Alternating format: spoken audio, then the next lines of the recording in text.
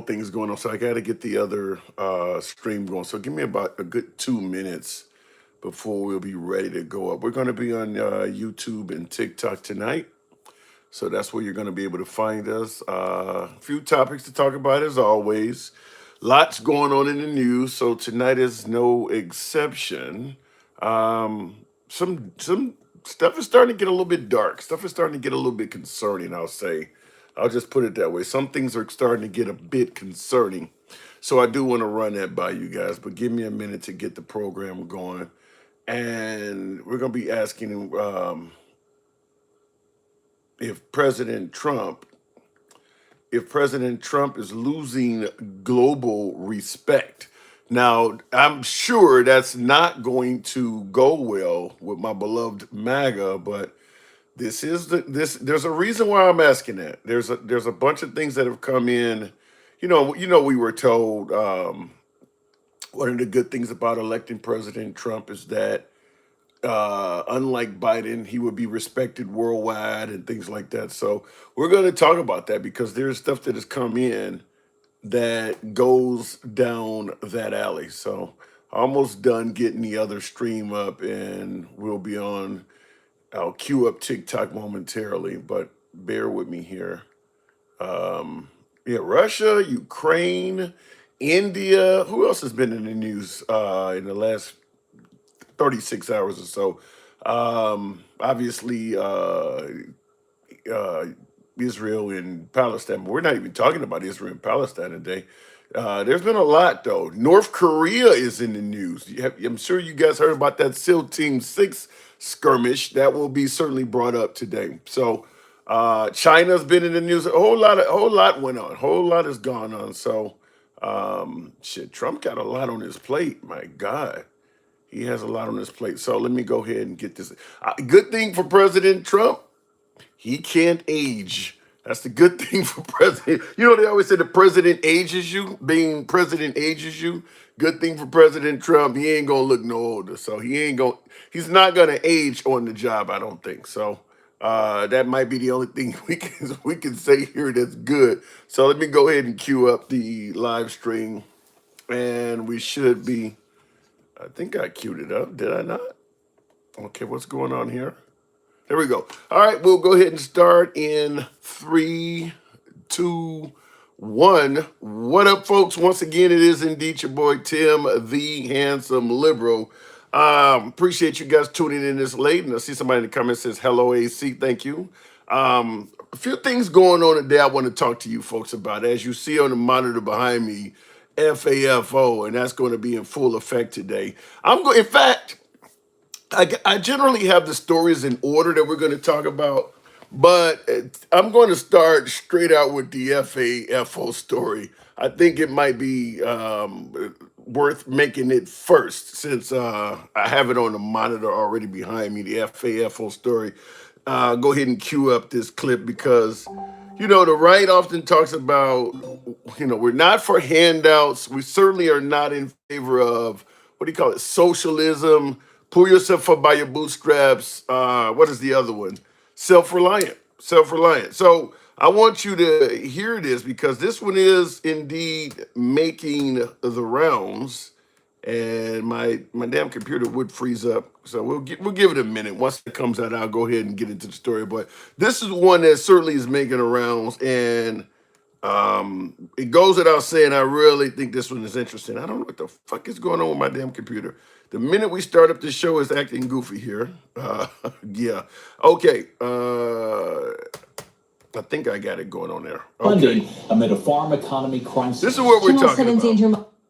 Oh, good evening to you. We begin tonight with hundreds of struggling Arkansas farmers pleading for emergency federal funding amid a farm economy crisis. Channel 7's Andrew Mobley attended a meeting between farmers and federal officials earlier today in Brookland in northeast Arkansas and has more tonight. Andrew. Almost everything that could go wrong for Arkansas farmers did go wrong this year.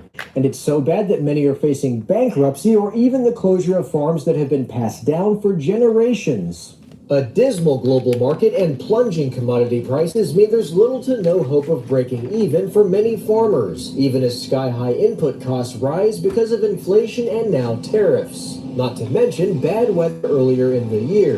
This time last year, the rice price was about 40% higher than it is now. The inputs costs have gone up. So after a horrible year last year, where most farmers in Arkansas Delta lost money, this year's going to be worse. Though President Trump's big, beautiful bill provided a much-needed update to safety net subsidies for farmers, they won't see those federal dollars until late next year, by which time some have projected that as many as 1/4 or even 1/3 of Arkansas farmers will face bankruptcy or be forced to leave the business amid the crisis the American ag economy is currently in. It's already taken its toll this year.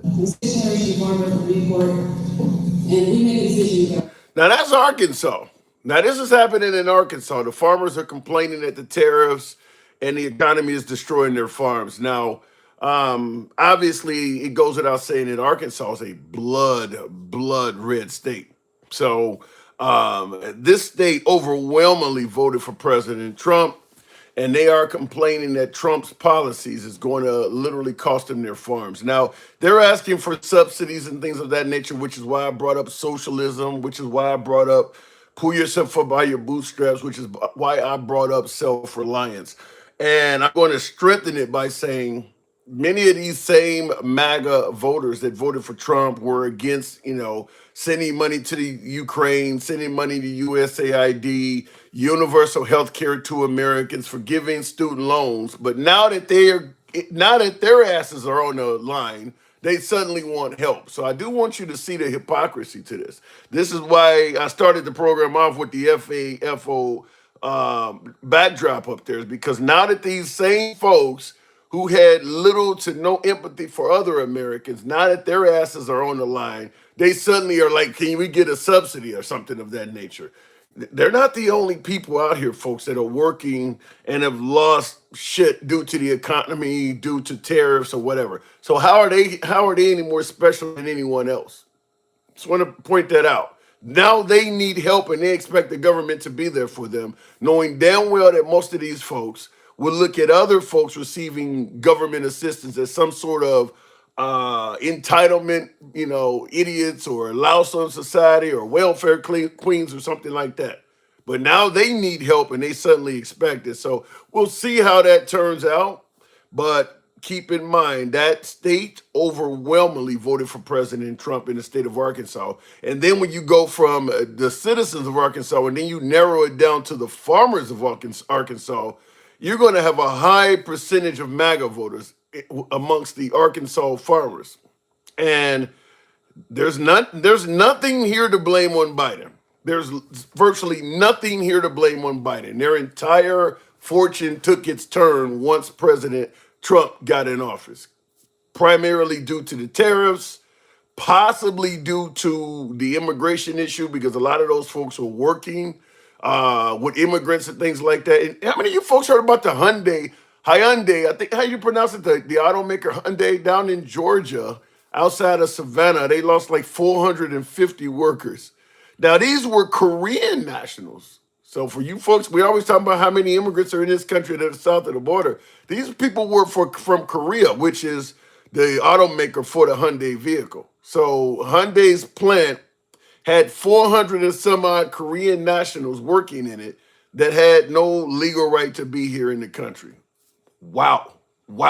Oddly enough, before we continue on with the next topic, no mention whatsoever of anyone that was an American that worked at that plant. We're talking CEO, we're talking management, we're talking human resource. No mention that anyone was taken into custody. You go into a plant and you arrest 450 undocumented people that are working at that plant, and no one that is responsible for hiring is taken into custody. How does that make sense? How does that make sense? Are we to believe that they had no clue several hundred people had no right to be in America? How does that make sense whatsoever? Anyway, we'll certainly talk about that. And by the way, that's quite common in these cases, is that they take the low immigrant into custody and no American gets held accountable. Fact is, most of the overwhelming majority of our illegal immigration problem is due to American co-conspirators, whether they're hiring them on farms, in this case at an auto plant, a construction site, a hotel, hiring them as maids and nannies under the table. They are here because there is a huge demand by the American populace for them to be here. Yet we keep penalizing them and pretending like the Americans that helped them do this, that are the reason for them being here, have no play in this whatsoever. So, from my own personal standpoint, that shit looks biased as hell. If you truly are for getting rid of immigrants and calling it illegal and calling it a crime, then you should go after everybody that's involved in it, not just the person that came across the border.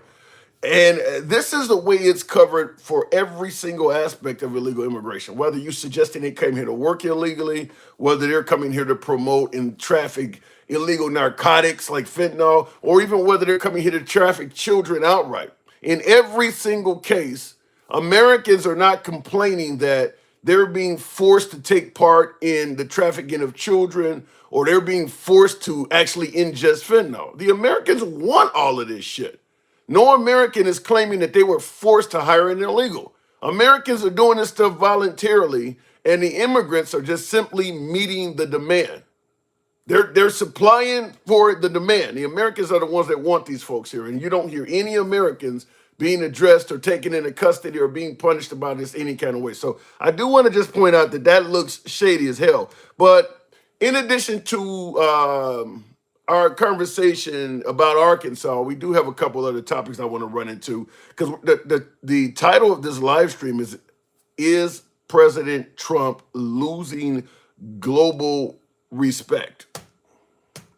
It took Vladimir Putin a few hours to react to pledges made by the coalition of the willing.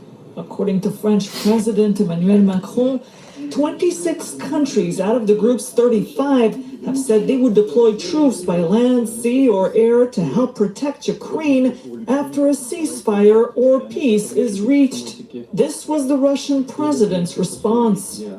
So should there be any troops deployed in Ukraine, especially now in the course of the military action, we would treat them as legitimate targets. So hear that out. Several nations have suggested that they're willing to send assistance to the Ukraine. They're going to send troops into Ukraine. And Putin has just stated, we're at war with the Ukraine, so anybody you send over to the Ukraine, we'll consider them as legitimate targets. Why is this such a big deal? This could easily be the start of a major world war because those nations all have, what is it, Article 5 or whatever it's called. If one member of NATO is attacked, all of the nations join in. So if NATO member states start sending troops into Ukraine, as you just heard, Germany and some of them other countries said, and Putin attacks those nations, we could easily find ourselves looking at a war between Russia and Germany or Russia and England or Russia and one of those NATO member countries. Once that's on, that means we all have to get involved. Now, I'm going to tell you flat out, from a standpoint of our current president, my guess is if England or Germany or France or someone sent troops into the Ukraine, their troops got killed by Russia, and one of those nations ended up going back and forth with Russia, Trump would probably blame that nation for sending troops to Ukraine to begin with. I don't expect Trump, maybe I'm wrong, you guys can let me know. I don't expect Trump to honor Article 5. I would not expect him to honor that. I mean, we've seen what he's done with the Paris Accord. You've seen him talk about NAFTA. You've seen him threaten to break up NATO, threaten to get out of Ukraine, out of the UN. You've seen what he did with the Iran deal. I do not expect President Trump to honor Article 5. I just don't. I mean, unless one of those nations was acting on his, doing his bidding. But if they were doing what they thought was right on their own, and it ends up causing us to go into war, I do not feel confident that Trump would honor that Article 5. He would blame that nation for doing something as a rogue nation, and that would probably be it. They would be on their own. And of course, once that happens, NATO just falls apart at that point. But I don't feel confident that he would do that. You guys can let me know in the comments as we bring up other callers. But continuing on, in addition to the president, I guess you would call Putin, making that threat, there's more. With Ukrainian President Volodymyr Zelensky and several European leaders following their meeting in Paris today. The group met in an effort to finalize security guarantees for Ukraine and to apply added pressure to Russian President Vladimir Putin to come to the table for peace talks. And for more on this, let's bring in CBS News White House reporter Olivia Rinaldi. Olivia, thanks. So good to have you with us here. What do we know about the president's call with these European leaders, and how is President Trump at this point pushing both Russia and Ukraine to finally sit down for that face-to-face? Nancy, it's good to be with you. President Trump held a phone call. Okay, this clip is a little bit long, but what I want to point out here is President Trump is now saying that we've lost India to China and Russia. Now, Trump threatened India, but he didn't. This is one where he actually made good. He didn't just threaten India, he made good on this. But he threatened India that if they continued to purchase oil from Russia, they would receive a steep sanction from the United States. That sanction is in place. They have a 50% sanction on India because they've been purchasing Russian oil. So India has been seen hanging around China and Russia, and they're starting to make pacts. So it's pretty clear that India was not going to adhere to the wish or the threat of Trump and stop purchasing Russian oil. So Trump is making it clear now, look, India now India is not a member of NATO though, is it? That's what I need. I should have had that prepared. Is India, somebody let me know in the comments, is India a member of NATO? I don't believe they are. Somebody let me know though. Is India a member of NATO?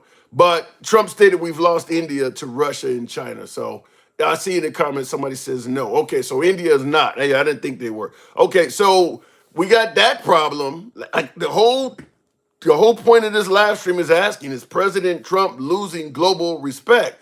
This shit is falling apart. That's why we're asking that. We're not talking about protecting the U.S. border or something. We're talking about globally. We're talking about how Trump is looking globally. I'm asking, is he losing global support? Last but not least, I mentioned this one earlier. We hadn't officially started the live stream, but I'm sure many of you heard this already. Of a daring mission to, of all places, North Korea. First, though, the news of the day there, you can see the president signing an executive order today renaming the Department of Defense to the Department of War, or the War Department. It comes amid a bombshell report out today about a SEAL Team 6 mission. According to the New York Times, here's what they are reporting tonight. They say the mission was to plant a communications interception device to gain access to the North Korean leader Kim Jong-un's communication channels. During, of course, this was when Trump and North Korea and Kim Jong-un were going back and forth back in 2018, 2019. According to the Times, American SEALs fired on a North Korean boat after they were believed to be discovered, killing all the North Koreans on board. The mission was so covert, it reportedly required the direct approval from the president. The president asked about this today, and this was his response. I don't know anything about it. I could look, but I know nothing about it. Can you confirm that it happened? I don't know anything about it. I'm hearing it now for the first time. Is there anybody that believes that? Now, SEAL Team 6 was trying to plant a surveillance device on North Korean soil, and you heard the reporter state that this mission is so confidential, so high up, so dangerous that you can only do it with the president's approval. Now, I heard this story on ABC News, and it's actually got a pretty dark overtone to it. Now, they used a submarine to go off the coast of North Korea. Then the SEALs who were riding on board the sub got into personal subs. So these are little smaller watercraft that get closer to the shoreline. When they popped up, they spotted a boat that was flashing, I suppose, using a searchlight near them. They assumed it was a threat, and they fired upon the vessel. They killed everybody on board the boat, but the ABC News report makes this look a lot worse.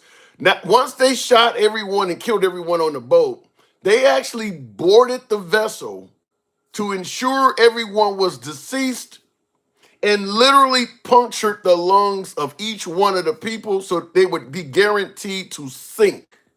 That's what ABC News, what was it called? David Muir, ABC News Tonight with David Muir. That's what was released on ABC News, that they not only I mean, and by the way, these are all innocent people. So the searchlight, the fishing boat, you might be on a fishing boat in the middle, off the coast of Miami or something, or in some lake near your area, fishing for smelts or something at night, and you see something weird on the water, you might aim your light at it. That's what this sounds like. Just regular citizens on a fishing boat.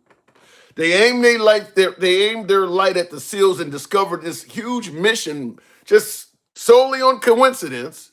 And then the SEAL Team 6, the same SEAL team that killed bin Laden. So these people are real badasses. Anyway, they killed everyone on the boat, then boarded the vessel to ensure everyone was deceased and punctured each one of their lungs so that when they tossed them overboard, they would obviously have no air in their lungs and they would sink to the bottom of the water. Now that's been released. So when I say losing global respect, obviously Kim Jong-un is now aware of this.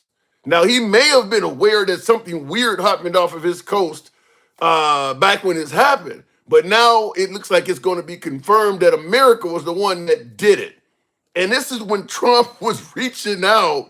Trump went over to North Korea and Trump was this badass leader that was willing to go over there with no security and shake hands with the man, all while doing this behind the scenes. Wow. So we do have to ask, do you see Trump as losing respect globally after doing something like that? I cannot imagine our relationship with North Korea is going to get any better, because that means that President Trump himself was involved in what happened to Kim Jong-un. And you just heard him here state when he was questioned on it, I don't know nothing about it. I never heard of it. And by way of yes or no in the comments, is there anybody that believes Trump doesn't know anything about this? Is there anybody that believes he was telling the truth when he said, I don't know anything about it? I just want to play it real quick again. I don't know anything about it, no. I could look, but I know nothing about it. Can you confirm that it happened? I don't know anything about it. I'm hearing it now for the first time. Now, this made news when this broke. I heard this, I was out working doing my day job during the day, but this made news when the New York Times released this story. You're going to tell me by the time this reporter came to President Trump, nobody had told them, look, this story is out here. So let's say Trump had nothing to do with what happened during his first term, during this whole mission. But by the time this reporter came and questioned him on this, he certainly knew about this, because most of us knew about it by the time they came and asked him. So you're going to tell me you didn't, one of your aides or somebody says, look, they don't release this damning story on you. He didn't say, well, go look into that. What is it about? Nothing. I ain't never heard of it before. The president of the United States. Wow. Anyway, looking in the comments, somebody says you don't have no job today. What am I, Tommy off of Martin Lawrence show or something? Who says that story is real? Now that's a good point. If the story is not real, let's see if the Trump administration comes forward and says that. By the way, considering how damning this story is, seems like that's what he would have said. Seems like he would have said, during my term, we never did anything like that. As opposed to, I've never heard anything about this. I mean, this something of this significance, if it happened during your term in the White House, if this did not happen, something this significant like this, where you got to get the president's approval, if somebody questioned you about a story like this and you knew you didn't sign off on, we didn't do nothing like that. This doesn't sound familiar, or this doesn't sound like anything my administration took part in.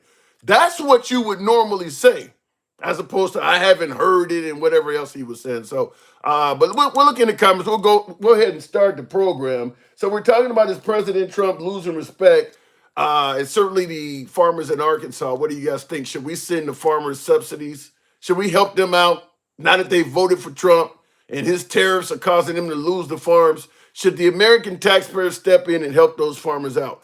Going to, what does that say in the comments? Bragging about your military power isn't intimidating countries anymore. No, it's not. It's actually unifying them, because China just had this huge military parade where they got stealth aircraft and things like that. You are correct. Bragging about your military power is not intimidating countries anymore. I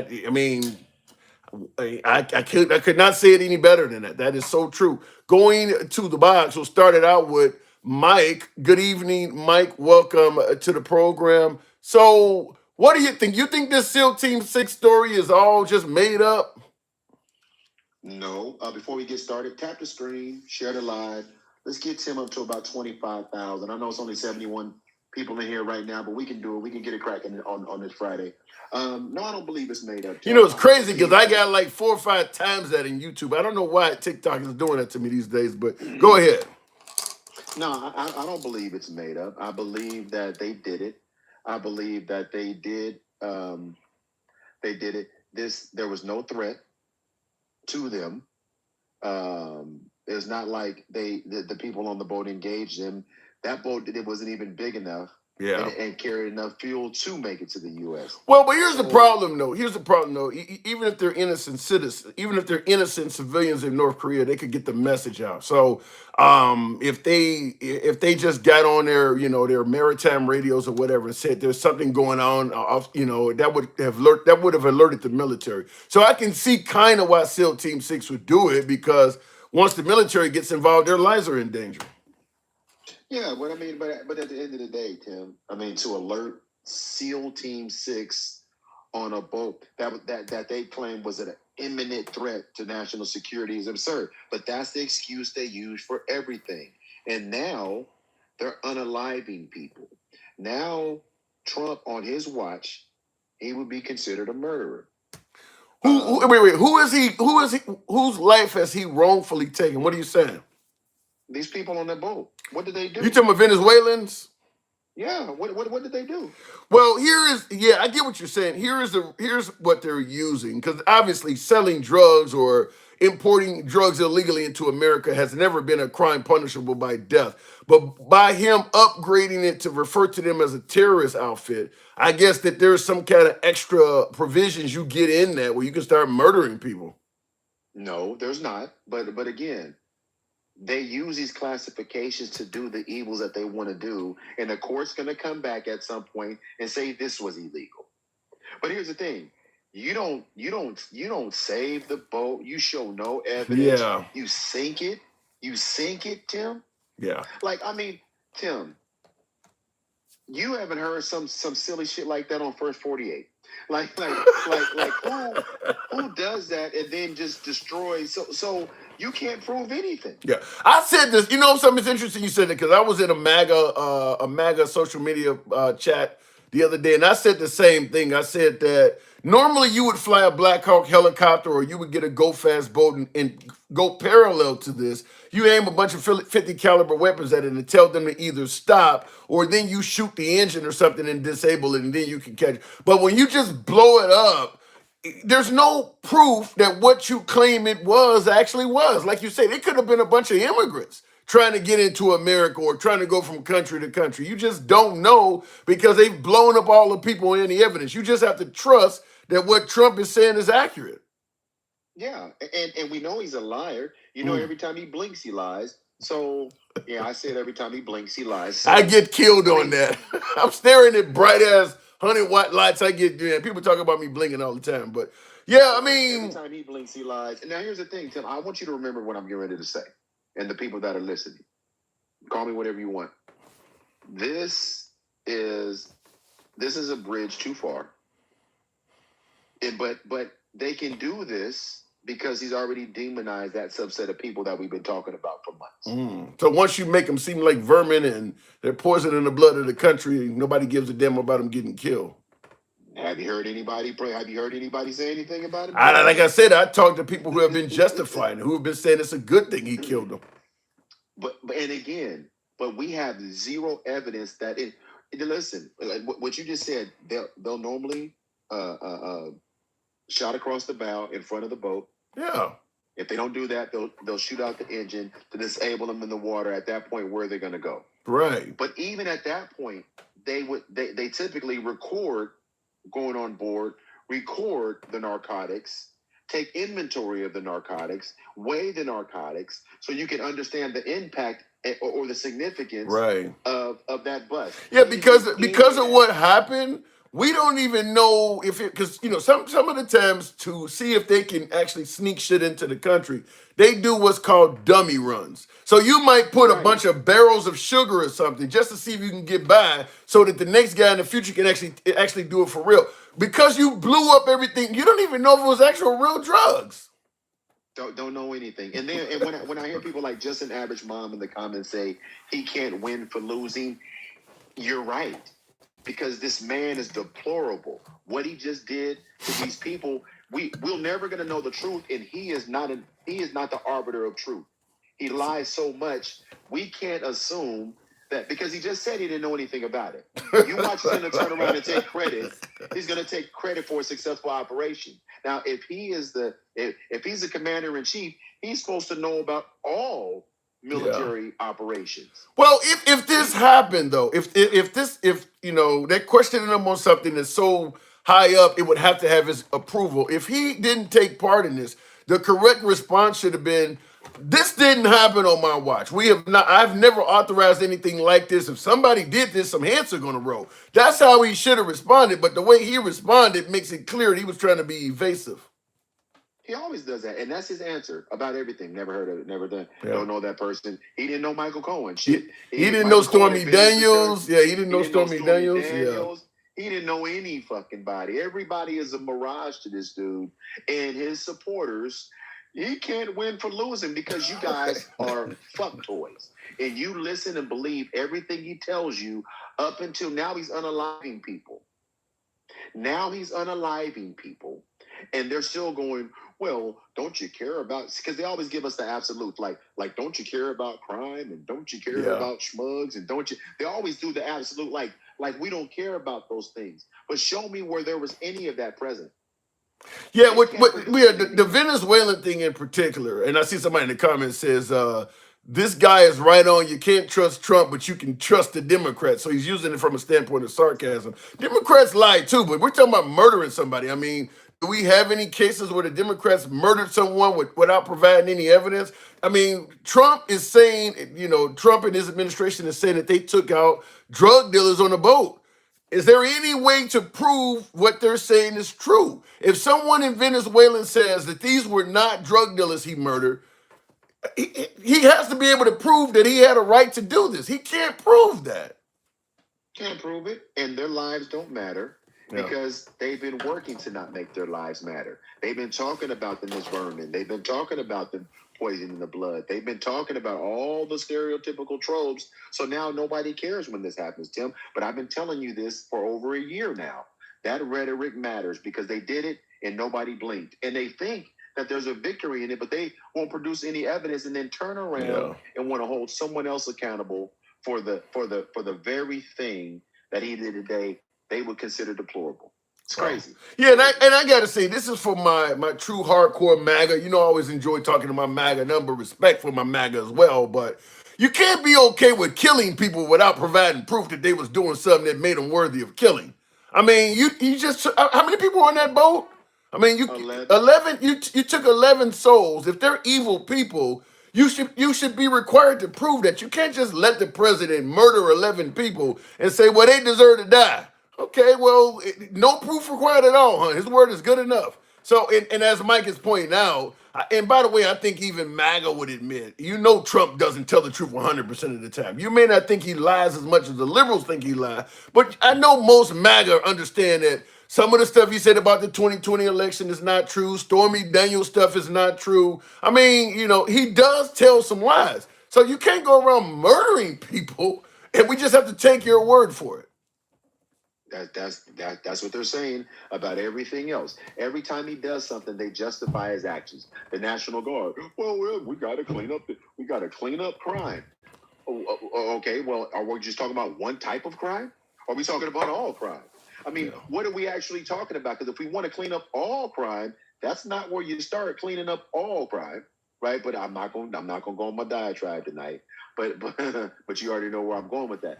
I just hate to hear the justification of everything he does, but it tells me exactly who those people are. If you believe that this man is doing the right thing for the country, then you're almost a lost cause. I mean, I mean what I say when I say that. Like, you can't see I disagree. I disagree. I can see why MAGA thinks Trump is doing the right thing for the country is because he's doing things that they felt were a big issue. Protecting the integrity of women's sports. Now, as I always say, that doesn't really affect anybody, but to them, protecting the life of the unborn is something that Trump has done in a host of states. You can talk about protecting the border. I mean, he has done some things that is many people believe is right for this country, but he's also doing a whole lot of things that are questionable or wrong as well. Well, the way that he's going about, listen, Tim, there's a way to do something. You can, and I've told you this before, if I owed you $50 and I gave you $50, but I went and punched the lady in the face and took her $50 to give you $50, I did pay you back. Yeah, but the manner in which I paid you back is probably not the way things should be handled. Yeah. So when you give him these punk ass wins, that's what I'm talking about. Yeah, he may be saying the end result is that, but the way he went about it violated the Constitution. This executive order for national security, and it's now it's come to this. Yeah, I don't see unaliving the people. I will just say this: when people on the left suggest that Trump is trying to cheat in the midterms, and by the way, folks, tap the screen, get the likes on up to about 15,000. I know it's a small audience here, but do that; it may help, and share the live if you will. When people suggest that Trump is trying to cheat in the midterms and things like that, at this point, I gotta say I kind of understand. If Trump loses in the midterms and the Democrats end up with control of the House and Senate, he probably is not going to finish his whole term. They're going to impeach him immediately. I mean, there's so many things there, like what we're talking about now, where you just murdered some people with no proof. If they look into that and he can't prove that, it does start to look like you murdered somebody. I mean, this right here, you mark my words. If that happens at midterms, this will be the impeachable thing right here, because he will have no evidence to support unaliving 11 people. I mean. And I was reading and watching former military commanders and captains and colonels speak about this, and they're all saying the same. Let me ask it to you this way, because somebody's pushing back hard. One of my guests on YouTube said, "Well, how did he violate the Constitution?" Said, "Seriously, this is constant meltdown. How did Trump violate the Constitution?" Is what one of my guests. How do you respond to that? Okay, perfect. Because when you look at his executive orders and what he invoked the executive orders under, every executive order, well, not every, the major ones about tariffs and about deportation and the National Guards, and even this, he did it under the guise of imminent national threat to national security, and he has yet to be able to prove that to any judge and in any court. So, under the guise of this imminent national security threat, when there isn't one, that's where it gets unconstitutional. And by the way, whoever answered that question, if you go look up these cases, you'll see where these judges are saying it's illegal. Evidence of this. They've already ruled that they've already ruled that him sending the National Guard into Los Angeles was illegal. So if the Supreme Court doesn't bail him out, that's one of your impeachable offenses right there. I mean, you're basically, and this is what I don't understand, Mike. The right is real big fans of states' rights. It seems like they suddenly are not that big of a fan of states' rights as long as their side is in control, because he is sending the military in the U.S. cities, and he ain't sending it according to greatest threat. He's just picking random cities. Okay, he's going to start with Chicago. Next, he's talking about Baltimore. I think he kind of mentioned New Orleans, but he's just skipping all over the damn place. He's not following any uniform pattern to suggest it's a real emergency. Right. And here's the thing. And so for just an average mom says, I just want to hear how the guard violated the Constitution when he I'm just reading the comments, when he activated in a federal district. Again, you're missing the point. He's saying that there's this national threat, that there's this imminent threat to national security. Once he invokes that or uses that, and then he's moving forward. By the time it gets to the courts, they're like, show me the imminent threat. And he hasn't been able to produce an imminent threat. That's the violation of the Constitution, because he's lying to get these executive orders in place to do what he wants. That's the problem in every court. Matter of fact, we're not just talking about the National Guard. We're talking about the deployment of the National Guard here in California, DC's doing the same thing right now. We're talking about deportations where he deemed these gangs to be imminent threats to national security with zero evidence. Yeah. We're talking about tariffs, reciprocal tariffs across the board. He deemed that an imminent threat to national security. And these are the things that you got to go read. That's what he's saying. That's why he's invoking these executive orders. And the courts are going, show us. Yeah, And he I gotta hasn't say, produced probably shit. to me the most egregious one is the reason he sent the National Guard into L.A. That absolutely was not a national security threat. I mean, you're talking about there was a few blocks downtown that they were rioting in. I mean, that absolutely did not constitute sending all of that military there. So you are right. If all of a sudden they challenge, if you get liberals and they challenge him and he has to prove why he sent the National Guard and he sent the military into Los Angeles, it ain't gonna pass muster. That was by no means that serious to do that. But the right favored it because he was keeping the right people in check. They didn't like the BLM or whoever the hell was rioting in, the immigrants. That was an immigration riot. So but it was small, it was contained. There's no way that you would have needed to send the military in there. Well, and let's be clear, Tim. You're right about that. But you also, but it follows suit. He doesn't have the justification for sending the National Guard into D.C. either. He has more of a right to do it because there's no governor. Right. In the way that D.C. set up, yes. But he still hasn't identified an imminent national security threat. Matter of fact, if that were the case, why is the National Guard sweeping and cleaning up parks and raking leaves and shit at $2 million a day? I would also, this is something else that I saw. I'm not really going to discuss it much on here because it wasn't part of my topics I normally present, but I'm watching News Nation while I'm getting my notes together for this show. According to News Nation, Trump, since he's been president, his family has made $6 billion. Now, I know we talked about Hunter Biden and Burisma. Hunter Biden, $10 million. We're talking $6 billion. Now, I haven't seen any proof of this. We'll see if the Trump administration pushes back. But they're suggesting that since Trump took office, which is less than a year, that family has made $6 billion. But they were talking about Hunter Biden and 10 million. The hypocrisy of these crooks, the hypocrisy of this mob mentality, this Gestapo kind of movement is absurd. And his supporters keep going, well, what about, and I'm like, what are you looking at? You wouldn't take this. Biden did nothing remotely close to this shit. And you guys thought that he was the worst president on our earth. Can you imagine if they would have said Biden and his family made $6 billion and they went over to the Middle East and bought a jet? So much has happened, we forget. But wait a minute, Mike. He is not taking a salary. Can we give him credit for that? Fuck that. And by the way, just an average mom. I'm in California too. It wasn't a huge threat. Stop it. Matter of fact, I was down there. It wasn't a huge threat. It wasn't more than 5 square city blocks. Stop it. I'm not in. I'll be. Obviously, I'm from Chicago. I'm not in LA. I wasn't there during that time, but I was watching the news during that time, and reporters that were there made it clear that if you're in LA and you don't know where this is at, you would not even think it's happening. The area this is happening in downtown is such a small area. People are going about their business in LA, and if you don't know where to go find this, you would never know what's happening. It's not like you look in the sky and you see smoldering rubble. You see big smokestacks coming up because buildings are burning and everything.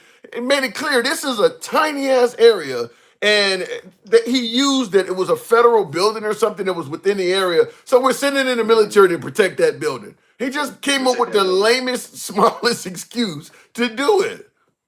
And again, I'm going to say this, Tim. For those that are still trying to justify his actions, if all of that is clear, then tell me why he didn't invoke the National Guard on January 6th. Just an average mom. You're in a comment. That was Nancy Pelosi's job. That was Nancy Pelosi's job. No, don't listen to him. Listen, this is my point.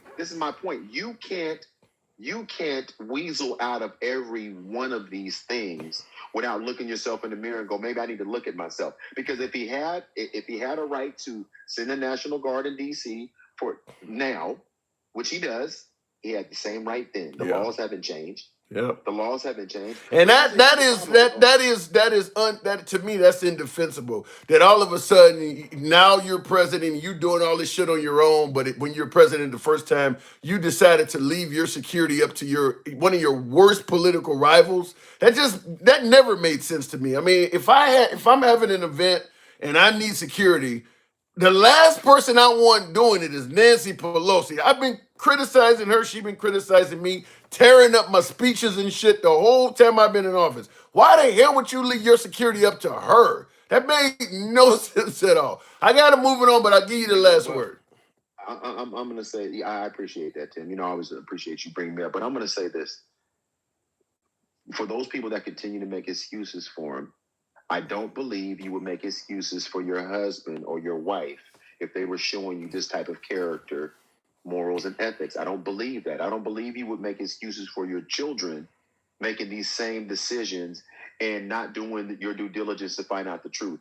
Instead, you allow somebody, because of whatever your beliefs are, to control the way you think and makes you set your common sense aside. Now, if that doesn't apply to you, then you are the racist.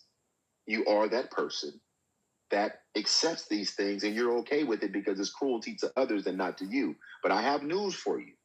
If you're not one of the top 1% or the top 5%, this shit is going to affect you too. And in that moment, don't find a moment of clarity saying you didn't know about this. Just accept the fact that your bigotry and racism finally hit home. All right, Mike, I appreciate it. Thank you as always. By the way, tap the screen, folks. Get the likes on up. Get your boy on up to 20,000. We can certainly make that happen. It's almost enough for you in here. Real quick in the comments, someone in regards to the whole Nancy Pelosi thing, somebody said it was her job, research her job responsibility. Well, as my last caller said, that's Ken Phillips. Good evening to you, Ken Phillips. Appreciate the comment. And Will G, I do see you. I'll go ahead and address that in a quick moment here. And thank you, Will. Appreciate that. When you say it was Nancy Pelosi's job and you say research her job responsibly, here's the problem. As my last caller pointed out, there's been no policy changes. So if it was her job to deploy the National Guard in 2021, January 2021, it should be the speaker's job to do it now. Why is it all of a sudden Trump is able to deploy the National Guard constantly now when he couldn't do it then? There's no law been passed to change whose jobs, who's responsible for doing it. So if he could deploy the National Guard now, he could have deployed the National Guard then. I still have not heard anybody explain what changed. Why is he able to do it now and he couldn't do it then? No laws have been passed to change who's responsible for that. So it's pretty clear, in my humble opinion, that he didn't want to deploy it then, and he wants to deploy it now. Looking in the comments, to Will G starts it out with Trump ain't shit. Will G says Trump ain't shit. I'm going to put on my glasses because I got a different device and it's small. Says this may be conspiracy, but it wouldn't be far-fetched that Trump would be actively burying bodies. Damn. Those guys on the boat might have been loose ends close to Trump. That is some deep conspiracy. I don't know. Because we don't have the bodies, because we have no evidence, even though what you're saying sounds very conspiratorial to me, I can't prove you wrong. He blew them all up. So there's no way to know. And we're not going to obviously be able to ever interview probably the Navy SEALs that were involved in the mission. So as conspiratorial as what you're saying sounds, there's no way to prove it right or wrong. I mean, the claim was that they were trying to bring drugs into the nation, and we just blew the people up. So we have no evidence if what Trump said is accurate or if it's made up. As you say, it could have been somebody that maybe he had beef with. Who knows? There's no way to know. It could be some immigrants trying to sneak into a country. We know that the Trump administration is not favorable to illegal immigrants coming in. Just no way to know. We don't have access to the stash of drugs that we're bringing in. We don't have access. We don't even know who they are. So anything is possible, unless you just simply want to take Trump's word at face value and ask no questions. Like my boss covering his tracks. Like I said, I can't disagree with you. Like I said, what you're saying sounds conspiratorial, but there is absolutely no way to prove you wrong with all of the evidence blown to smithereens. Nancy Pelosi was only the Speaker of the House, third in line of the presidency. She is not the commander-in-chief of the military. Trump was. Well, you heard my response to it. Once Trump became president again and started deploying the National Guard all over the place, it really puts holes in his theory that Nancy Pelosi was responsible for doing it the first time. Because there hasn't been any type of legislation or law that changed that says you can do it now, but you couldn't do it in January 2021. So I don't see how to explain that away other than he wants to deploy the National Guard now. He did not want to deploy the National Guard in January of 2021. And by the way, many of his statements and actions that have come out since January 6th makes it clear that if it was his responsibility to deploy the National Guard on those people, he was not going to do it. He views them as patriots. He viewed them as hostages. He made a national anthem song with them, and then he later pardoned them all. So does that sound like a group of people that he would have deployed the National Guard on to begin with? So, I mean, the evidence to me, or at least the circumstantial amount of evidence on that stuff is overwhelming that even if he could deploy the National Guard, which I believe he certainly could have, he wasn't going to do it anyway. We're almost 5 years out from January 6th. Have you ever heard Trump say anything negative about that day at all? Other than Ashley Babbitt losing her life? Has he said anything negative about any of the action there at all? Why would you think he would have deployed the National Guard? Even if Nancy Pelosi called him and said, "You want me to send in the Guard, sir?" My guess is he would have said no. he don't think they're any. He don't even think they're a problem. He's on a revenge mission. It's obvious, says Chris. Yeah, well, he told Sean Hannity that he was not going to be a president of vengeance. He told Sean Hannity would not do that. Let me go back to the box real quick in the comments before we move on. It depends on, I switched over to a smaller iPhone, and damn, the wording is so small. It depends on the crime. I don't agree with all his actions that are criminal. Some of them shouldn't be crimes, while some of them should be even harsher sentences for the crimes. Well, the reason I'm saying Trump is likely to get impeached is because, well, first of all, we don't know everything they're going to come up with. If his family made $6 billion, I'm saying if, because I don't have any proof. I saw it on News Nation. Is that right? Is it wrong? We'll find out. But if his family made $6 billion since January, what are the chances that they did something that's illegal in terms of what they can do with the office of the president? I'm talking about stuff like insider trading or issues with the cryptocurrency. Is there any chance that something there is not on the up and up? Because Congress is going to go through all of this shit with a fine-tooth comb. Did he receive money from foreign countries for anything? They're going to go through all of that shit with a fine-tooth comb. Now, I'm not saying his cryptocurrency has anything illegal involved in it at all. But I'm going to say this for, once again, my beloved MAGA.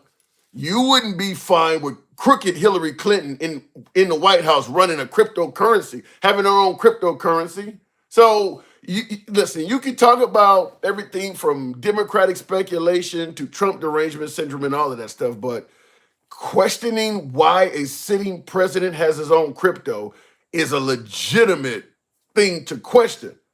Because you know damn well if Biden or Hunter Biden or crooked Hillary Clinton or even Barack Obama had their own crypto while serving in the White House, you'd have a big problem with that. You'd have a really big problem with that. I don't know why you don't now. I mean, that is like the best avenue you can create to do corrupt shit with foreign leaders. I mean, maybe what he's doing is 100% innocent, but there's no way to know. That shouldn't be happening from a sitting president. You shouldn't have your own cryptocurrency as a sitting president. So Congress is going to tear all of that shit apart. If he ends up losing, in fact, even if the Republicans maintain the House and Senate, whenever the Democrats get back in control, they're going to go looking for that shit. Whenever they get back in control, 2028, 2030, 2032, whenever they get back in control, even if he's dead, because there are other family members you can recoup a lot of money from, they're going to go looking through that shit. I mean, there's obviously, you're making money too fucking fast. With the economy and things like that, how are you making $6 billion in less than a year? This has got to be, and I'll go to the box now, but Trump has made a ton of money throughout his life. He's been very wealthy from day one. But if you were to paint his wealth on a graph, you would be able to tell when he got elected the second time because his wealth has just took a sharp spike. When he came on the scene in 2015 down the Golden Escalator, I believe he claimed to be worth $15 billion back then. Now Forbes and some of them said he was exaggerating, but fact is he came on the scene claiming to be worth $15 billion. Now that's $15 billion he don't accumulate it out of at that time about almost 70 years of life. He's made $6 billion in less than a year at this point. So the first 70 years he's claimed to have made 15 billion. He's made 6 additional in a span of less than a year. That doesn't look right. What is he involved in is paying off like that? I mean, any of his companies, any of his businesses doing that? What is he involved in is paying off like that? That is something certainly to look into. And then, of course, if he's putting down bullshit on his taxes or whatever, that's just opening up the door to all sorts of other crimes. Let me go back to the box, tap the screen, get us on up to about 20,000. We can make it happen if you let your thumbs not be lazy. Top Dog. Good evening, Top Dog. Welcome to the program. Now, do you see Trump is potentially losing respect globally with, several leaders now that are kind of giving him the thumbs, giving him the finger, particularly Putin, because he actually met with Putin, threatened Putin several times, and Putin is doing everything the opposite of what Trump wanted. Do you see him as losing respect globally? Because remember, we got rid of Biden and finally we got a leader in there that people respect. What say you? Yes, sir, Tim. How you doing? I'm doing good. Good to have you on. Yeah, definitely. He's lost respect. He didn't lose respect. He lost respect. What do you mean? Well, the way that with the tariffs, he's pushing his friends around like India, and what Trump has to realize, Tim, Putin is not your friend. Think about this real quick. I thought about this earlier, Tim. Trump, you think Putin's your friend? Not anymore. I doubt if he thinks that now. Maybe not anymore, but a couple weeks ago, Trump was buddy out there on the red carpet, all that.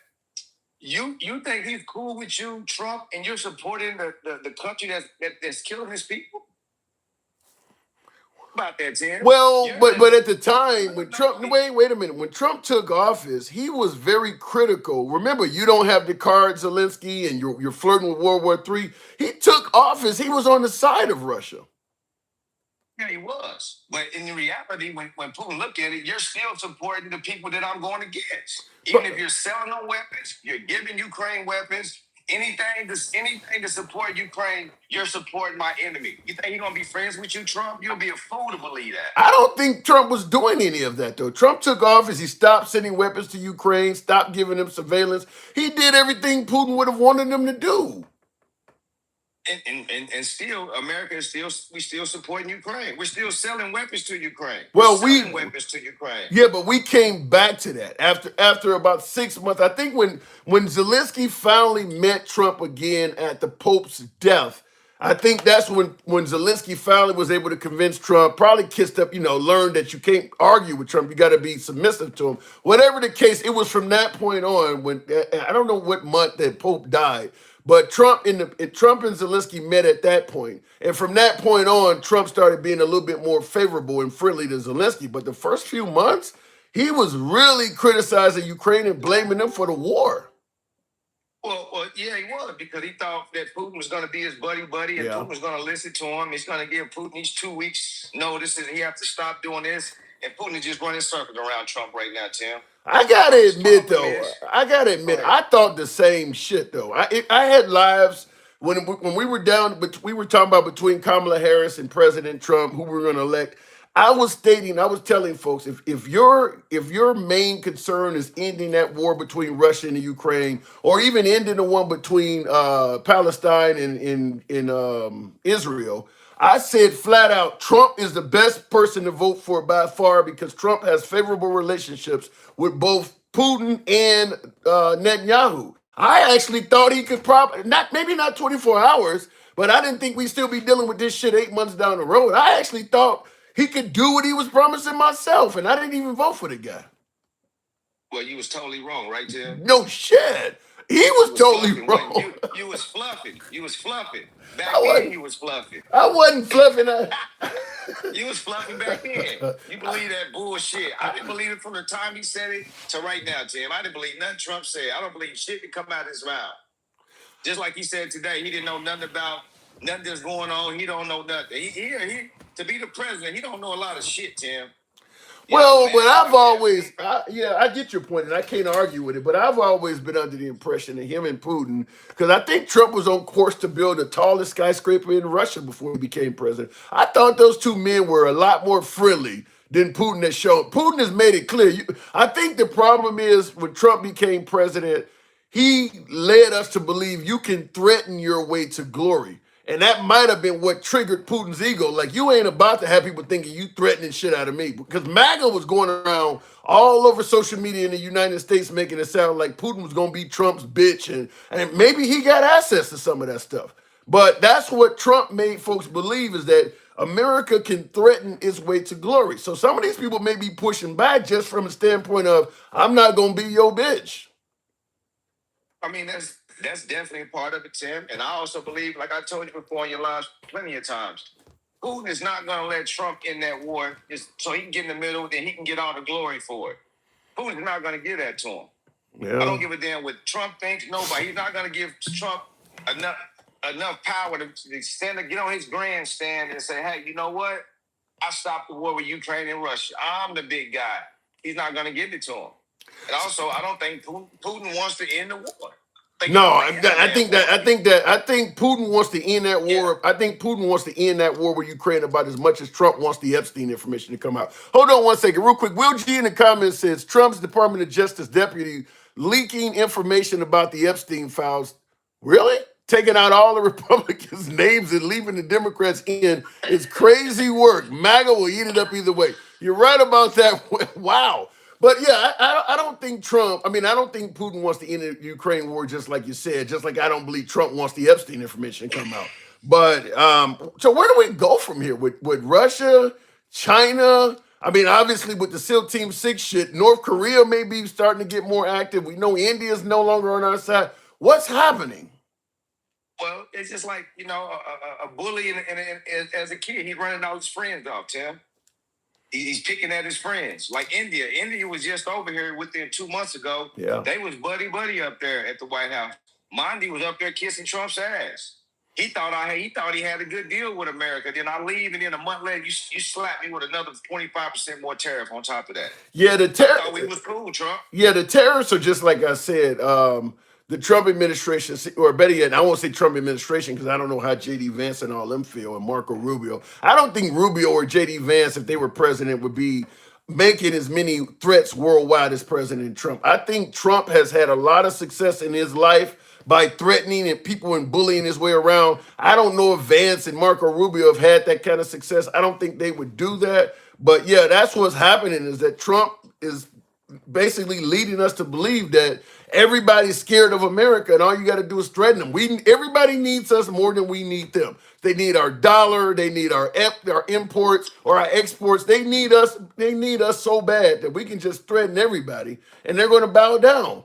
And that doesn't look like that's working, at least with Russia, China, India, and North Korea.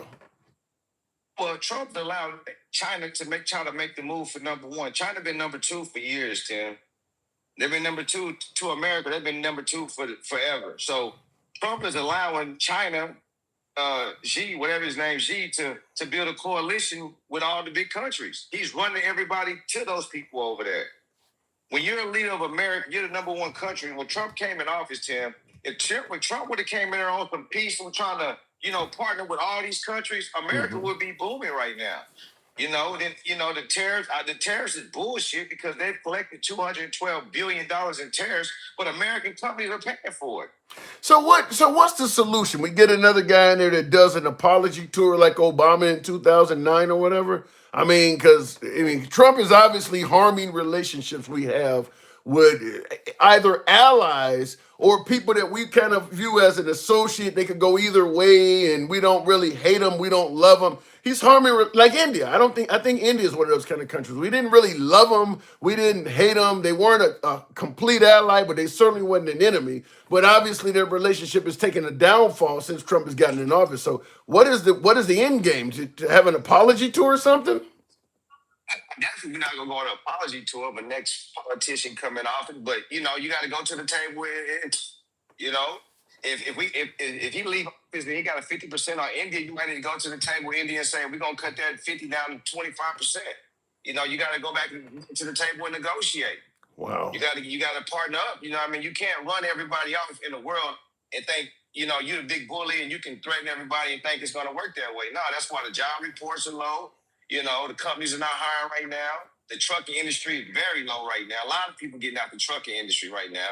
You know, I used to be in. Say this, Tim. Matter of fact, the farmers up in Arkansas. Let's talk about them. They had the videos of them. They having a meeting talking about, they need help. Yeah. But one thing I did not see, and none of those people, I didn't see no MAGA hats. You know, that's a great point. Now that's how I don't know if you were here when hold on. I don't know if you were here when I first started the monologue, but we played the clip, 3-minute clip of that Arkansas situation. And you're right, in that room, in that town hall, not one of them had on the MAGA hat. And you know they're all MAGA. They're all MAGA. They're all MAGA, Tim. Yeah. Yeah, they all get disgruntled with getting upset with Trump right now. He pissing everybody off. The only people he's not reaching off is the filthy rich. But let me ask you this question. Let me ask you this question, though. If you had a vote right now today, Trump versus Kamala Harris, you think they would rethink their vote at all? Or do you think they would still vote for Trump? Those, like I always tell you, Tim, I'm going to tell you once again, going forward. The Democrat Party, we're not trying to convince MAGA. We're not going to get MAGA. We want the people on the fence, the independents, and people that switch their votes. MAGA going to vote for Trump no matter what. They're going to go to the end with Trump, Tim. You know that. Even if they're wait. You're saying even if they're losing their jobs, their farms, their homes, MAGA would still continue voting for Trump. Yes, because the hatred for the Democratic Party. Yeah, I can see that. Damn. You hate him. They're not. You know, I'll let you continue, but MAGA always says that Democrats hate Trump more than they love their country. You're making it sound like the MAGA hates Democrats more than they love their own success and finances. Oh, yeah. Well, it's just like right now, Tim, like you always said, I disagree with you. All the right is sticking it to the left. They're not sticking shit to the left, Tim.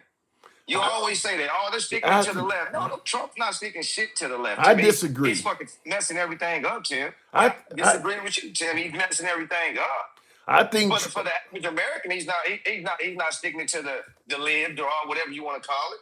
I think Trump is sticking it to the liberals right and left. You and I disagree on that. I think everything liberals favor, Trump is attacked. Woke, Black history, fucking LGBT causes, everything the liberals favor, Trump is either chopped to pieces or he's attacking. He's sticking it to the liberals right and left. I think he's doing a great job at that, which is why I think that's probably one of the reasons MAGA is going to see Trump as successful no matter what goes on, because that's something they really like. Liberal tears and fuck your feelings and mean tweets. He's doing a good job at that. He is sticking it to the liberals. Okay, well, that's fine, Tim. If you feel that way, you know what? Let him keep sticking it to the libs. You know why? Because I want him to keep doing all the bullshit that he's doing. You know why? Because it's gonna energize those Democrats to settle their ass in 24 to get their ass out and vote. So all the Democrats is listening. If you did not get out and vote, don't complain about nothing that Trump's doing right now. You sat on your ass. I'm talking to Democrats. If you did not get out and vote, don't complain about nothing. No gas prices, no nothing. Food prices, nothing. You did not. This is the consequence. You're not getting off your ass. Well said. So yeah, I want Trump to keep doing what he's doing. He want to put people in Chicago. Do it. Because what all he's doing, Tim, and all he's doing is energize the Democratic Party. We'll see in about 14 months. I got to move on. Your signal's kind of breaking up. Top dog, I appreciate you coming on, but 14 months is the midterms. Okay. We'll see how it goes. Thanks for coming through. All right, moving on with the program. I do want to address a comment I can got to put on my spectacles. Will G. says Joseph Schmidt, currently acting deputy chief of the at the DOJ's Office of Enforcement Operations, made the claim while being secretly recorded on what he believed was a date with footage posted on X. Wow. Wow. He might get thrown under the bus. Jeez, he might get thrown under the bus. Can you imagine all of the books that's gonna be written once Trump is out of office? Because people know shit. People are afraid and things like that. Some of them are admitting it. Because listen, if you say something like, didn't they make a threat the other day that if the conservatives on the on Congress, if they vote to release the Epstein files, that they'll view it as a threat? And which means that if you're a conservative and you join the liberals in releasing the Epstein files, somebody from the Trump administration, if not Trump himself, is going to come after you. I mean, the notion is they're operating on threats.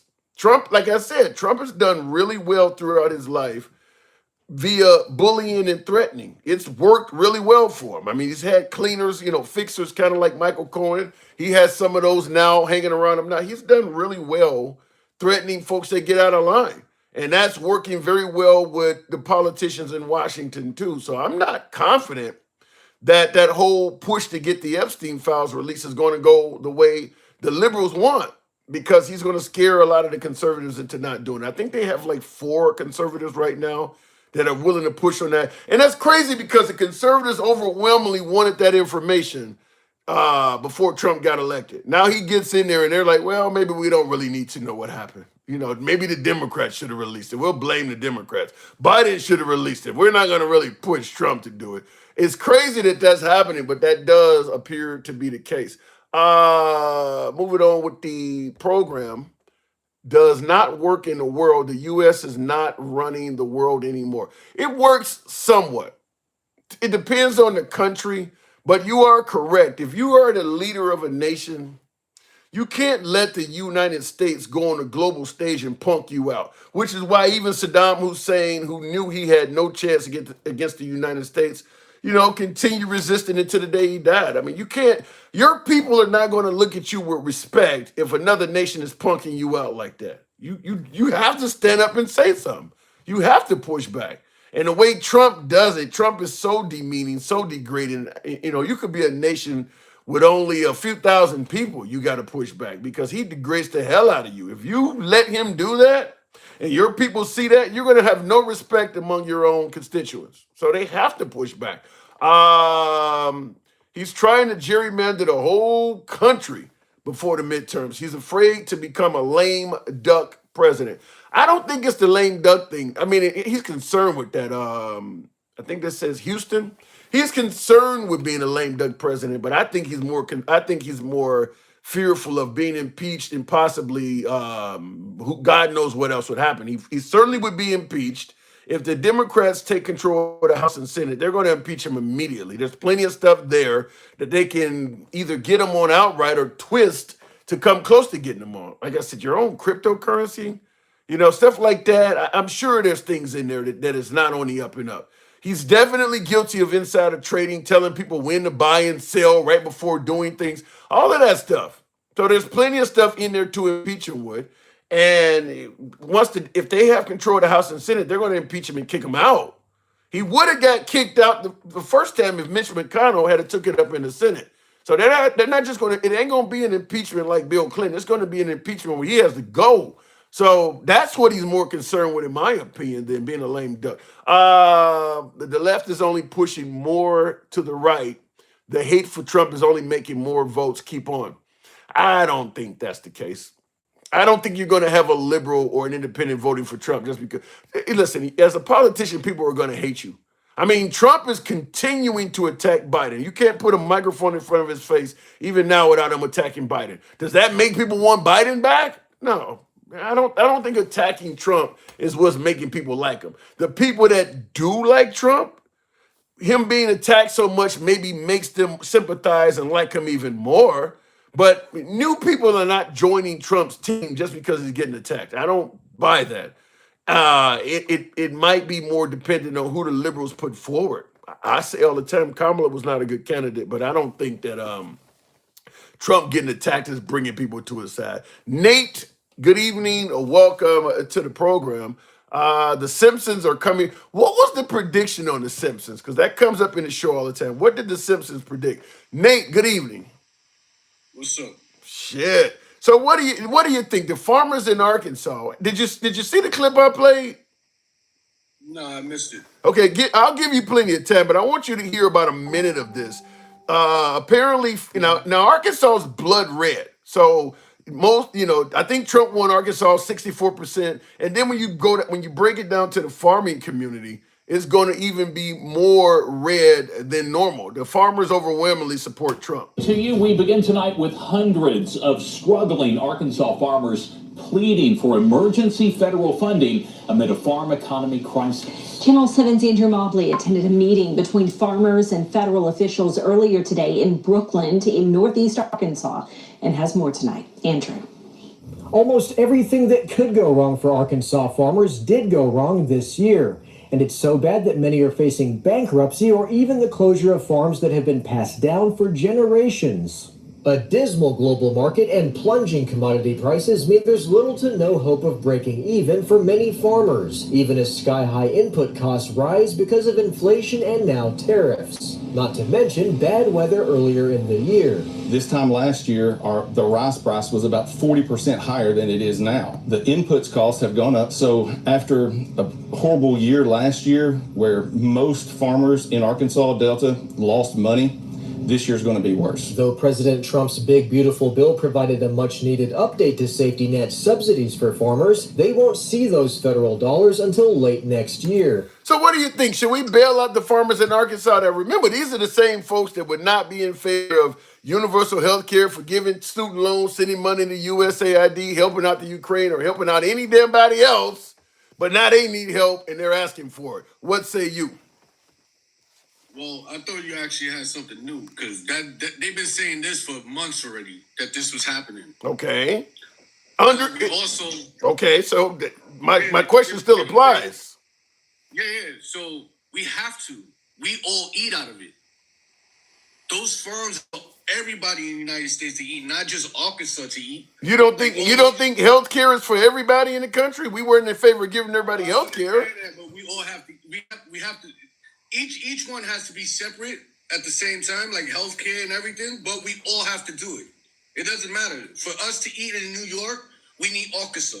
For LA to eat, they need that too. So we could work on the next medical problem later on, but we need it. It doesn't matter. We ain't gonna get it from China. They ain't gonna send us corn. They ain't gonna do all that shit. Yeah, but what about the notion that these people would not be going through this if it wasn't for the tariffs and shit? As opposed to hold on. As opposed to subsidizing them, maybe we need to rethink what we're doing in terms of the tariffs and the inflation, which is what they're saying is causing the problem. Yeah, but that's Trump. We can't stop him. Right now, the Supreme Court said, yo, you can't do that. He's still doing it. That's why the other day when you were talking about like why everybody wants Trump to die or was wishing that he had died, is that because as long as he's there, he was still there. He got reelected again.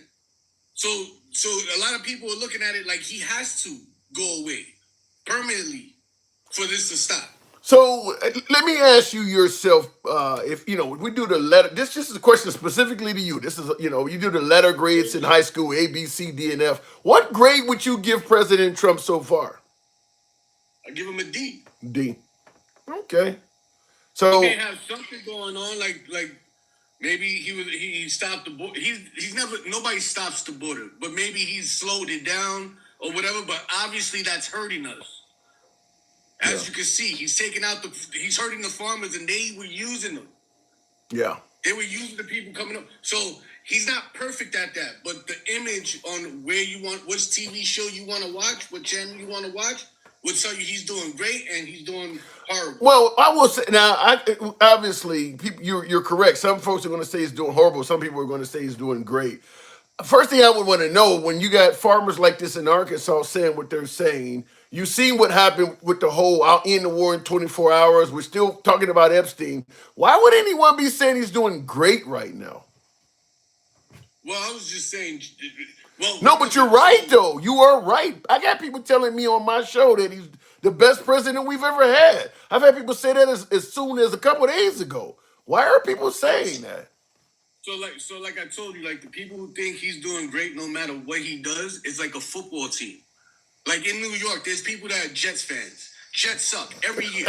In the beginning of the year, he's great. They the best. They got the best quarterback. You got to see who we just drafted. You got to see these guys.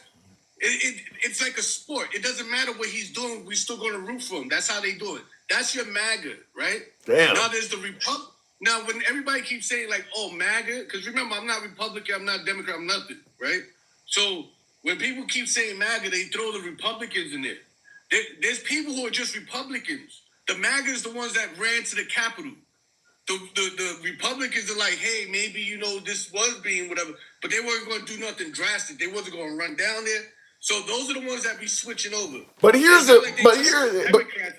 but Nate, here's the problem though. You're right. There's a difference between MAGA and a traditional Republican. You're right. MAGA's the one that ran into the Capitol, not a traditional Republican. But a traditional Republican chose to vote for Trump after watching MAGA run into the Capitol. That's why people were conflating them together. You didn't do it, but you actually watched them do it, and then you gave him support after he did it.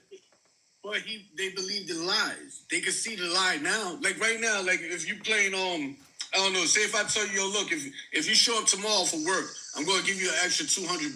Mm-hmm. You show up to work and now you don't have, you be like, hey, like my boss is great. If I show up to work tomorrow, you're gonna give me an extra $200. Okay. Then you go to work tomorrow, you don't get the $200, now you pissed off. Mm. Like he said he was gonna give me the $200. That's what happened with the election. He was telling them lies, they believed it. They said, okay, well, he's going to stop all the wars. He's going to fix my food prices. He's going to stop the gas. He's going to do this. And then as soon as he got in, he switched everything over. There's a lot of people who are like, yo, this is not what he was saying. There's a lot of people saying that. So they just believe the lies. So are you trying to suggest that there are traditional Republicans that voted for Trump that are now admitting they were lied to and they're not happy? Yeah. But that's how the numbers always change in every election. They don't have to change to be a Democrat. They'll just vote for somebody else. Like, no, he was doing this bad. We switched over and took him. That's how Trump lost the first time. Was because people were like, nah, he was doing this messed up. He was doing that messed up. They wanted the Epstein stuff. Like, right now, the worst part of Trump is that he knows he doesn't have to get reelected. So he could do whatever he wants. Who cares? Yeah. And with his little side businesses and the like stealing with the cryptocurrency, it's funny how he had his whole family in the first case when he was in trial as president. His whole family was in the White House. They all almost got caught and locked up. What? But let me ask you that. Now you mentioned the difference between MAGA and traditional Republicans. I'm going to ask you from a traditional Republican standpoint, why are they not pushing up back against that? First of all, the first time you're president, you got your whole family working in the White House. The second time you're president, you're making a fortune, making money hand over fist. Let's take MAGA out of it. As you used your New York Jets analogy, I understand your point about MAGA. But even the traditional Republicans, why are they standing by and letting them do that? First, your whole family's working in the White House the first term. The second term, you're making all sorts of money. Why are they not speaking out against that? Because they couldn't hear the court cases. That's why. What do you mean the court cases? So like if the Florida court case had went through and they proved that he stole all this top secret stuff and he flooded the servers and everything else, or in with the Epstein case, and he would. That's not what I'm talking about. That's not what I'm talking about. So okay, bring it down. What I'm saying is, even though there's no direct proof that what he's doing is corrupt, it looks shady as fuck. You got a president practicing nepotism by putting his own family in the White House with White House jobs. That's what he did the first term. And the second term has gotten worse. Everything from taking jets to your own crypto to actually insider trading. I mean, the traditional Republican Party. He lost the second one. When he had his whole family in there, when he ran again, he lost. Okay, but that doesn't take away. But that doesn't take away from the fact that you put your family in there and they made a fortune. But the crypto stuff is new. He wasn't saying he was doing all that before while he was running for office. This is new. Like I said, he's in the office now. Now he's doing it. You can't stop it. It wasn't like, hey, I'm going when I run, I'm going to start this crypto thing and I'm going to have it in there so I can make a lot of money.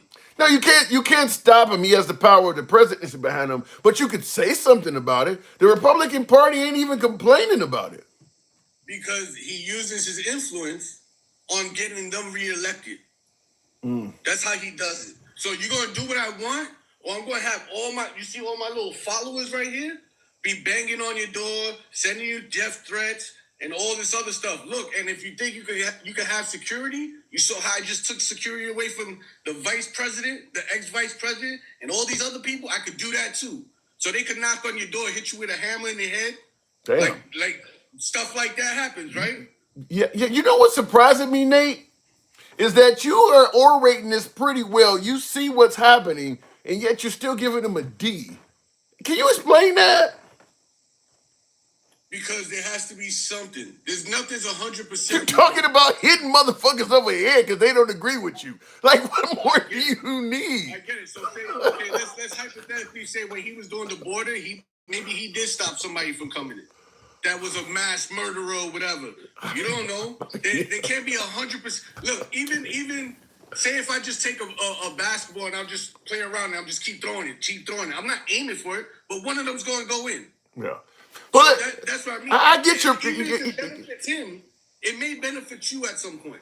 I get your point. I get your point, but let me just say it like this. When it comes to A, B, C, D, or F, you don't have to get a 0 on a test to get an F. You can get a 50 and that's still an F. So when you say you got some of the things right, you can get a 50 and that you have to get like a 60, a score of 60 out of 100 to get a D. So you can get quite a few of them right and still get an F. So I'm trying to figure out why you're giving this man a D if you're suggesting he's capable of all of the shit you just mentioned. Because that's one letter above the F. I can't give him an E. You're going to say he's excellent. So it's one letter above. So, all right. So another thing, when you talk about the Putin and all that, why would he stop the war, right? If Trump is saying, hey, I want their minerals. That means Russia's going to lose those minerals too. That's why they in there trying to get their land. I believe that. So that's and then Putin, well, not even Putin, we caught him on a hot mic, put it on the news, saying, hey, I think he wants to do a deal with me. Remember when Trump was saying, hey, and he's wrong about, and he's clearly wrong about that too. But you think Putin didn't watch that? Look, I got this sucker. Yeah. Look, I got him. Yeah. Look at him. He's in there. He's shaking everybody's hand, and he's not. Hey, I think I got him to do a deal with Lewinsky. I mean, what's his name? I want him to do a deal with Trump, with me. You talking about like, Zelensky? You don't have nothing to do with this. No. Now, so the other day you were talking about the women that say that the Trump, well, the Epstein files, right? Yeah, I don't want to go too deep in there, but go ahead. I'll let you wrap it up. I know. But all that's going to always happen because there's NDAs. Until they take away NDAs, things like that are going to slide by. Look at Karl Malone. He made an NDA. Yeah. He got a chick who was 13 years old pregnant. Ended up going to the NBA where everybody knew it. And because he signed that NDA, nobody could touch him. He went to make millions and everything else. Yeah. That is what they should have is if your crime or your incident involved a minor, just like I don't care if a minor says she's attracted to you and she wants to sleep with you, it doesn't matter. She's not able to consent. That's how NDA should be. If a child is violated, the judge should any NDA concerning a child should be invalid.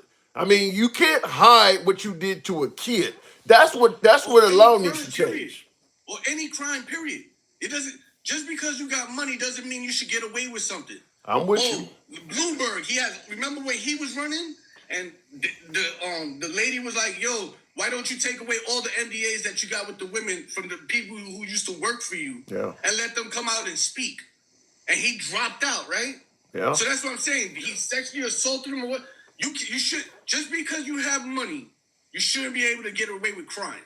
Fair enough. I gotta move it on, but I will just say in Trump's case, I don't think even if some negative information came out about Trump, I think MAGA favors Trump so much that they would be willing to overlook most of that stuff. But we'll see what happens. Nate, appreciate you coming through. All right. Anytime. All right, moving on with the program, and I seen in the comments, just an average mom. I appreciate your passion. Just an average mom. You've been putting in comments there. When I said you can get an F on a test, and you can get a lot of them right and still get an F. I saw you said something like Trump's gotten a lot of things right. I'd be curious to know some of those because I mean at this point you can point out a fair bit of things that Trump has gotten wrong as well. And I guess at that point then it becomes a weigh-in of the significance of the things he's gotten right versus the things he's gotten wrong. Like for instance, he secured the border. That's something that most Americans believe he's gotten right. We can talk about whether or not the way he did it was ethical or even legal, but fact is Trump has secured the border and most Americans wanted the border secure. That's something he's gotten right. Protecting the integrity of women's sports. Now, I make it clear that doesn't really affect hardly any American, but if you like Trump, that is something he's gotten right. So, but that the significance of that is pretty weak to me because it doesn't affect many people. So that's what I said. When you say he's done a lot of things right, he's also done a lot of things wrong, and we'd have to weigh the significance of the things he's done right on the country versus the significance of things he's done wrong on the country. So that's how it would go. Anyway, looking in the comments, Trump's approval rating is at an all-time low, as it should be, says Robert Wood. Well, I think the problem is what I just stated to just an average mom is that his approval rating is dropping because a lot of his campaign promises are not coming true. That's what's happening. If Trump was up there saying promises made, promises kept, even being the typical Trump that he is, I think his approval ratings would be much higher. But the fact is, a lot of the things people voted for him for are not coming true. Whether it's the economy, whether it's Epstein, whether it's ending the wars. You know, remember the whole genocide, Joe has got to go. The folks over in Michigan voting against Kamala Harris and Joe Biden because they thought that they were sponsoring genocide. You think they're happy with Trump? You think any of them are happy over in any of that Muslim community that wanted to get rid of genocide Joe? You think they're happy now that Trump is in there? So his approval rating is dropping because a large portion of his campaign promises are not coming true. And then, of course, some of the things he's doing is going to drop his approval rating because they're things nobody expected, like removing TPS status from virtually everybody. Is there any group of people at all now that can still have TPS status? I think he removed TPS status from just about everybody, didn't he? So the folks that came via that way and then became legalized citizens probably don't favor doing that to the next group because he ran on getting rid of rapists and murderers, not getting rid of TPS. So yeah, his approval ratings are dropping because he's went far to the right and he's not meeting a lot of his campaign promises. If that changes, his approval ratings might change too. But remember, he fired the job statistics coordinator because the quarter one and quarter two job reports were dismal. Well, the new guy he has in there now, they're still releasing bad numbers. In fact, I believe the numbers they're releasing now are even worse than the ones that the other lady released that he fired her for. The job numbers are getting real bad. The inflation is about to go. I mean, his job numbers are bad. But here's what I don't understand. And by the way, tap the screen. We should be around 40,000. A lot of lazy thumbs in here. Tap the screen, get the likes up. If you're watching on YouTube, feel free to smash that like button. Here's what I don't understand. Why is Trump and his administration, and to a lesser degree his supporters, so shocked that his job numbers are low? He's literally, by way of Elon Musk, by way of Bobby Kennedy, by way of himself, they've been on a firing spree. Since Trump took office, everything you hear about employment has been them terminating people's jobs, busting unions, firing federal workers, USAID workers. I mean, why would you think your job numbers would be high? Or why would you think your job numbers would even be average? You've been firing people for like 7 straight months. People that work for you getting fired. Everywhere you look, people getting fired anyway. I don't understand why my job numbers are low. Is there any single industry at all that since President Trump became commander-in-chief has been hiring a lot of people, Have you heard of any business? Now, he's made promises that he's going to bring back jobs, but as of now, the first 8 months in, do you know of any industry that's been hiring a lot of people other than ICE? So why would he be shocked that his job numbers are low? He's been firing people for 8 straight months. That seems like that would be expected. Anyway, looking in the comments, no tariffs, the tariffs are in effect. Yeah, the tariffs are in effect. Americans answering for everyone doesn't cut it. What do you mean by Americans answering for everyone? Wow, you have a picture on your wall just like the Epstein had on his desk. Yeah, we got pictures of the President and Vance. We used to have a picture of Biden and Harris when they were VP. That's the picture of our leaders of the day. If Gavin Newsom or somebody else becomes president, guess what'll be up? So understand this is on deck. If you're watching your monitor right now, you may see this in the background eventually. Who knows? Who knows? But you see the leaders of the day. This is what's currently leading our country. That's why their pictures are up. We voted for him to downsize the government, though. Well, just an average mom. Like I said, his poll numbers are going down because he is not meeting his promises, such as what you just stated. You voted for Trump to downsize the government. Do you think deploying the National Guard in American cities is downsizing of the government? He's talking about taking over the empty buildings in D.C. and selling them off for real estate value. That's the mayor's job. He's actually taking over the mayor of D.C.'s job. Does that look like downsizing the government? So understand that the right tends to be for small government, states' rights. He seems to be just the opposite of that. I'm okay with states' rights as long as they're doing what I want them to do. The minute they don't do what I want them to do, I'm going to go into their state and I'm going to do it my way. That ain't states' rights. That's big government. What Trump is doing is big government. The 50,000 sign-on bonus was, wait a minute, what did you say there? Will, you said the 50,000 sign-on bonus was a rug pull. Oh, you're talking about ICE. Yeah, ICE did offer a $50,000 sign-on bonus. You're saying that's not true? They're not paying that? Wow, that would be a big lie. And by the way, that could lead to a major lawsuit going forward once Trump is out of office. Because I mean, the television commercials are everywhere. So if they offered you a $50,000 sign-on bonus and you joined ICE and you don't get it, that's a legitimate lawsuit. So, by the way, the $1,000 self-deport payout, there are people on YouTube that have been, deported back to other countries. There's a guy I watch all the time. He's been in Mexico since May. He lived in Texas for I think like 20 some years, and they ended up getting him, and he fought and appealed and lost. So he's self-deported finally. He lives down in Mexico and he does live streams.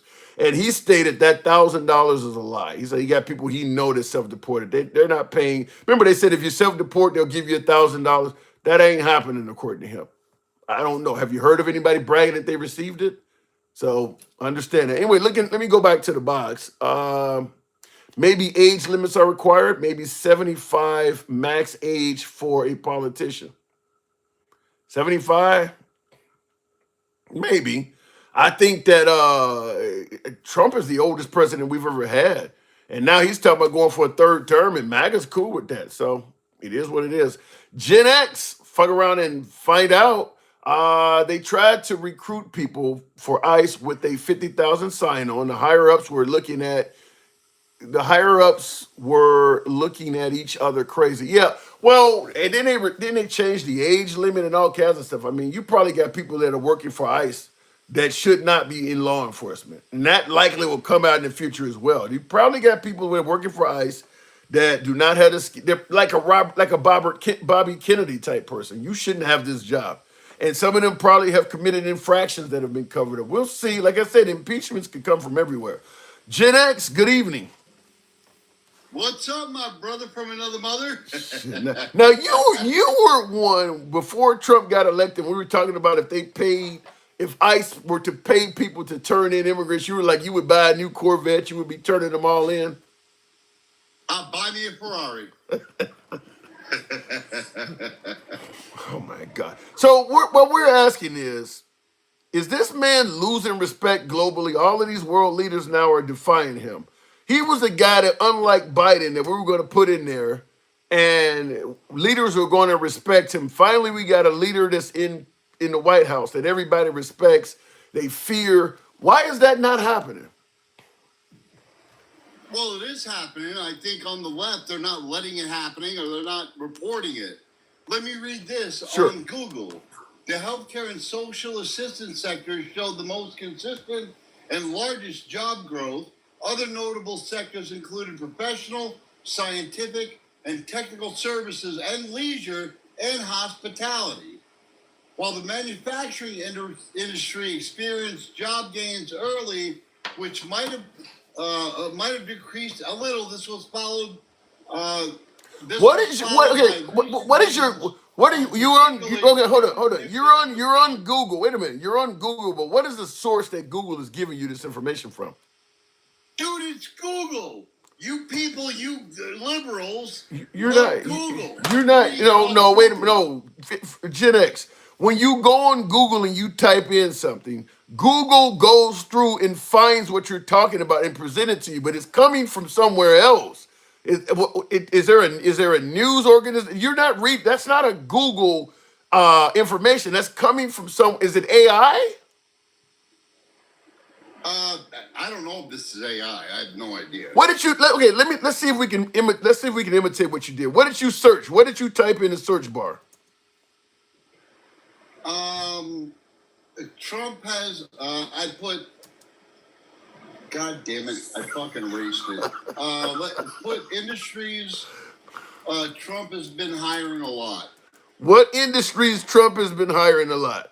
That's a hell of a search. Healthcare and social assistance, professional, scientific, and technical services, leisure and hospitality, and manufacturing. Okay, now you put in I typed in what in Google, like you're on Google, what industries Trump has been hiring a lot. I put it in an actual quote. Based on the recent reporting from 2025, Donald Trump's hiring has occurred primarily in two sectors: his political operation for presidential transition and within his business, the Trump Organization. That's what AI has said. I need to know where you're reading. What are you reading? I'm reading the AI overview. That's what I'm reading. Then you typed in something else. You didn't type in what industries Trump has been hiring a lot. I typed exactly what you typed in.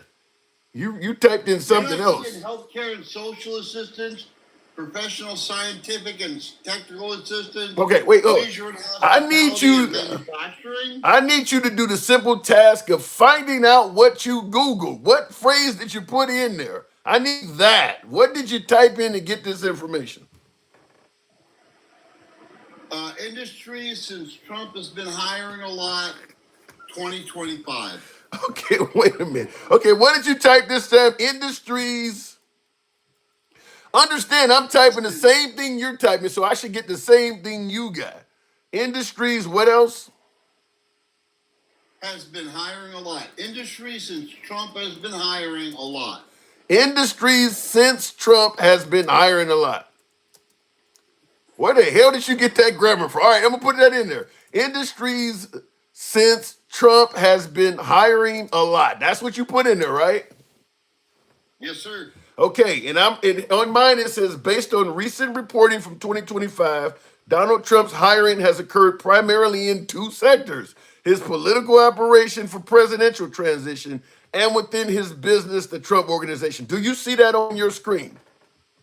Yep. Okay. Then what the hell are you reading? The bottom part. Following the AI overview. Okay, that's what that is, the AI overview. That's exactly what we're reading. That's exactly what it says is the AI overview. You type something else in or you went to let me ask it to you this way. When you look at your the long website address up there, it starts out with something.com. What's in that? What's the first part of that? Industry since Trump has been hiring a lot. That's not a website. There's something. Look at the browser web address. There's something there that came up. Once you type in your Google, your web browser's address is going to change up there. What came up there? Oh shit, that's you're I don't. talking Google.com search what industry Okay. since Trump lot SCA equals EVA All right. equals Okay. All right. Okay. So that part sounds right, but I'm not seeing anything with what you got, because it says also, it continues on. It says following his victory in 2024 presidential election, Trump is focused on staffing his incoming administration. This activity represents the largest and most significant area of his recent hiring efforts and involves a wide range of roles. Most of the hiring he's done has been people that work for him, is what it's saying. That's where the hiring is going, is people that work for him. And where's the problem? Most Americans don't work for Trump. Actually, the majority of us do. What the hell? What do you do for a living that makes you work for Trump? Everything I do makes me work for Trump because he's making America better. I'm talking about shit you get paid for. What are you doing that puts food on your table that's working for Trump?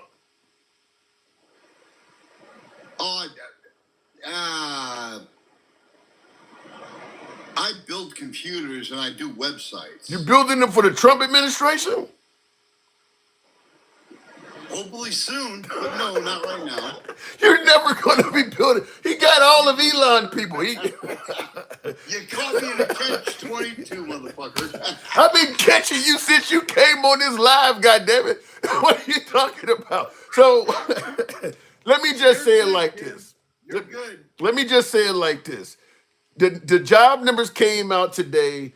It's dismal. Unemployment is the highest it's been since the pandemic. And what you tried to do is type in a search that is going to skew things in one direction. And obviously, when I started questioning you on it, it fell apart. But the job numbers are bad right now. That's all I'm saying. The job numbers are bad right now. If they were good, I'd give them credit for it. They're not. They're bad. When are you coming to Montana to visit me? What's going on in Montana? I will pick you up at the airport in a Lincoln Continental, and we will go to whatever restaurant you want to go to, brother. What am I going to be? You going to pick me up in a Lincoln Continental? What am I going to be, the black kid on Tulsa King? I'm driving you around like the black guy on Tulsa King? I'll bring Austin with me. He's a black brother. He's a good dude, man. He's a Proud Boy and one of the people I love the most. So they do actually have black people in the Proud Boys? Yeah, we got a lot of black dudes in the Proud Boy. Dude, we're not against black, white, brown, whoever. We're against stupidity. You sound like the opening of a Bone Thugs and Harmony. We're not against black people, but we are against those thugs. You sound like a opening to Bone Thugs and Harmony music. I know you don't know what I'm talking about, but there's a song that opens up just like you just said. But listen, I would visit Montana. I don't know about the Proud Boys. I'd have to look that up a little bit more. I've never heard of black people honoring the Proud Boys. I'll even give you a hat. Let me ask you this, Tim. Sure, what you got? Are you against stupidity? Serious question. Are you against stupidity? Listen, I don't favor it, but I mean, we're all stupid at something. Yeah, fair enough. Me included. I'll be the first one to fucking admit that. Okay. But here's my point. We're not against blacks. We're not against whites. We're not against Indians. We're not against Asians. Okay. We're against stupidity. That's what we don't like. Brother, you would do good. I think you need a fucking black and yellow fucking Perry Ellis. So you telling me I would do well in the Proud Boys? Brother, you would be a fantastic Proud Boy. Okay. That is something I would certainly have to look up. I've never heard anybody say something like that, but I do got to move it on Gen X. Your tag on your shirt. What? It's yellow and black. This is a presidential seal. Uh-huh. Yeah. Yellow and black. You see what I'm saying? I actually picked this up across the street from the White House before they had all those military personnel. Actually, somewhere right down the street from the White House in some of those gift shops. So I actually purchased this in D.C. right long before they had the military there. I don't know if I would go there now though. Looks good on you, brother. Whatever it is, I'll tell you this: you look better in Hawaiian shit. I gotta go, Gen X. Appreciate you coming through. All right, Tim. Love you, brother. If you need anything, you give me a call, and you're always welcome to come visit us in Montana, my friend. All right. Thank you. Moving on with the program, by the way, tap the screen, folks. Get us on up to the likes category is low as hell in here tonight. My God, is this show that bad? I can't get 40,000 out of you folks. Tap the screen, get the likes on up. I just real quick, I think I have this queued up. This is what I was talking about. We're not against rap. We're not against birds. But we are against those thugs. I know some of you folks have heard that before. He really made me think of that. I'm sure some of you folks know that song, and I don't want to play it anymore for copyright purposes, but I'm sure some of you know exactly, have heard that before. Anyway, tap the screen, get us on up to about 35,000. We can make that happen if you let your thumbs not be lazy. Douglas Ruggish Bones, Dirt and 46, yes. That's the first thing came to my mind when he said that. If the Proud Boys were against stupidity, Gen X certainly wouldn't be a member. LOL. Okay. All right. So we're talking about, I want to go back into that whole thing about what's going on in Arkansas.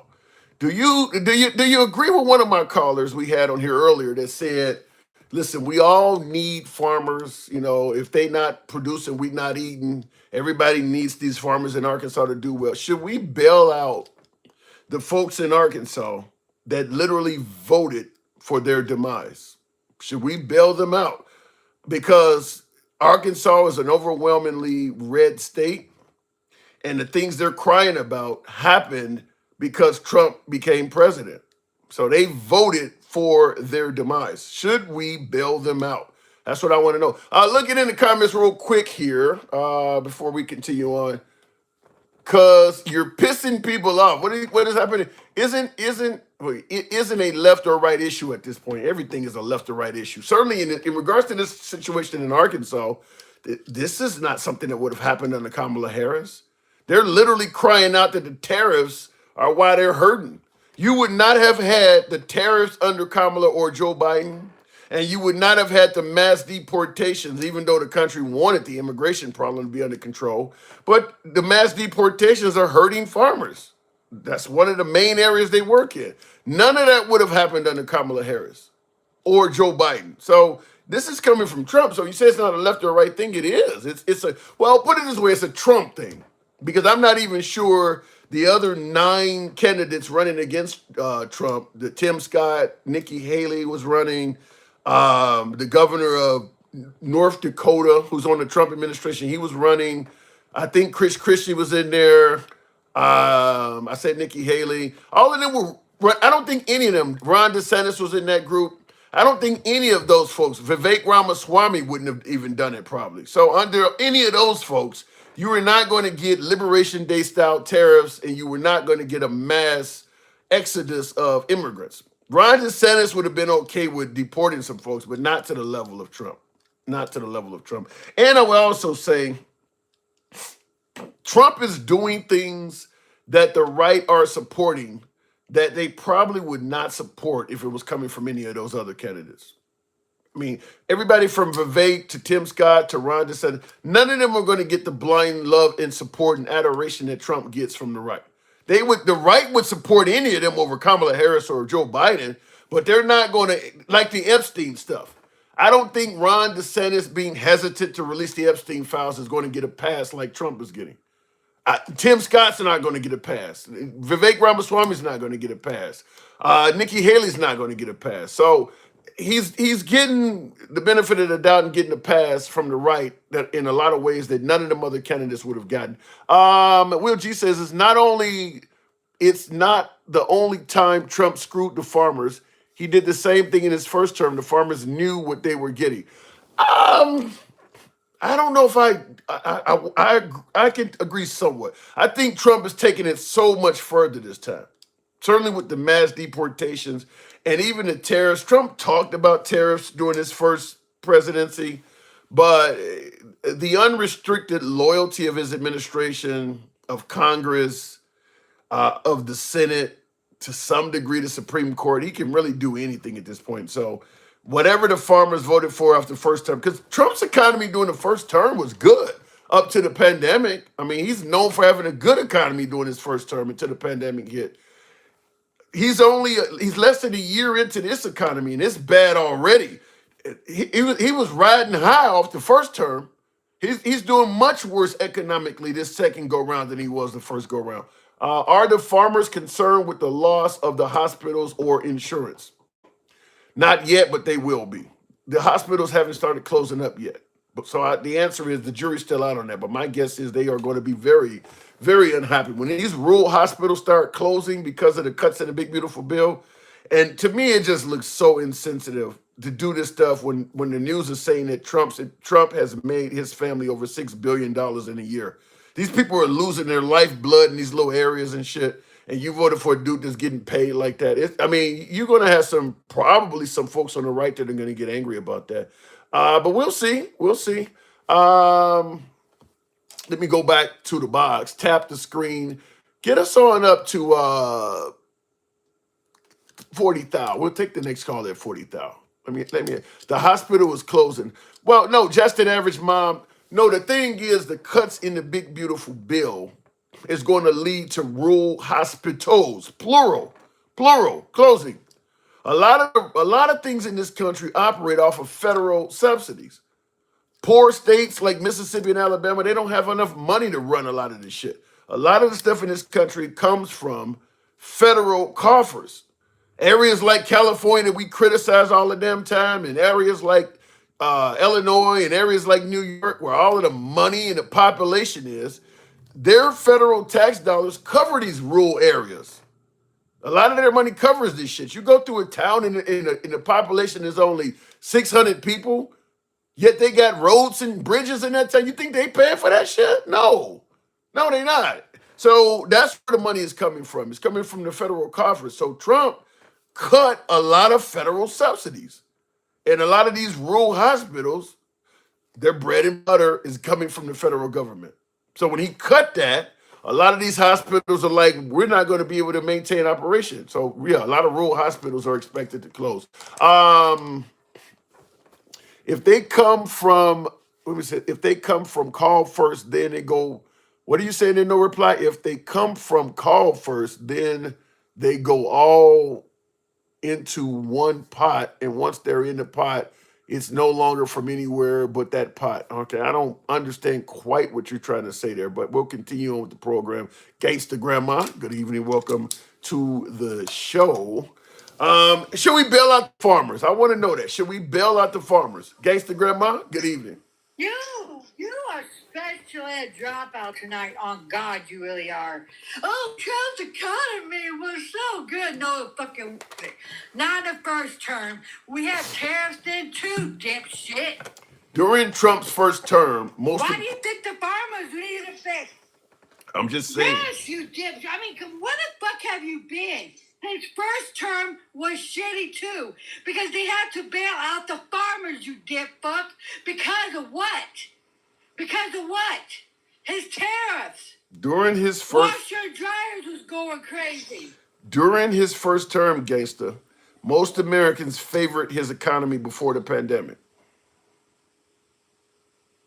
That was Obama's economy. He was president. Well, hell yeah, what the hell? He was president. Okay, it was too. It was Obama's.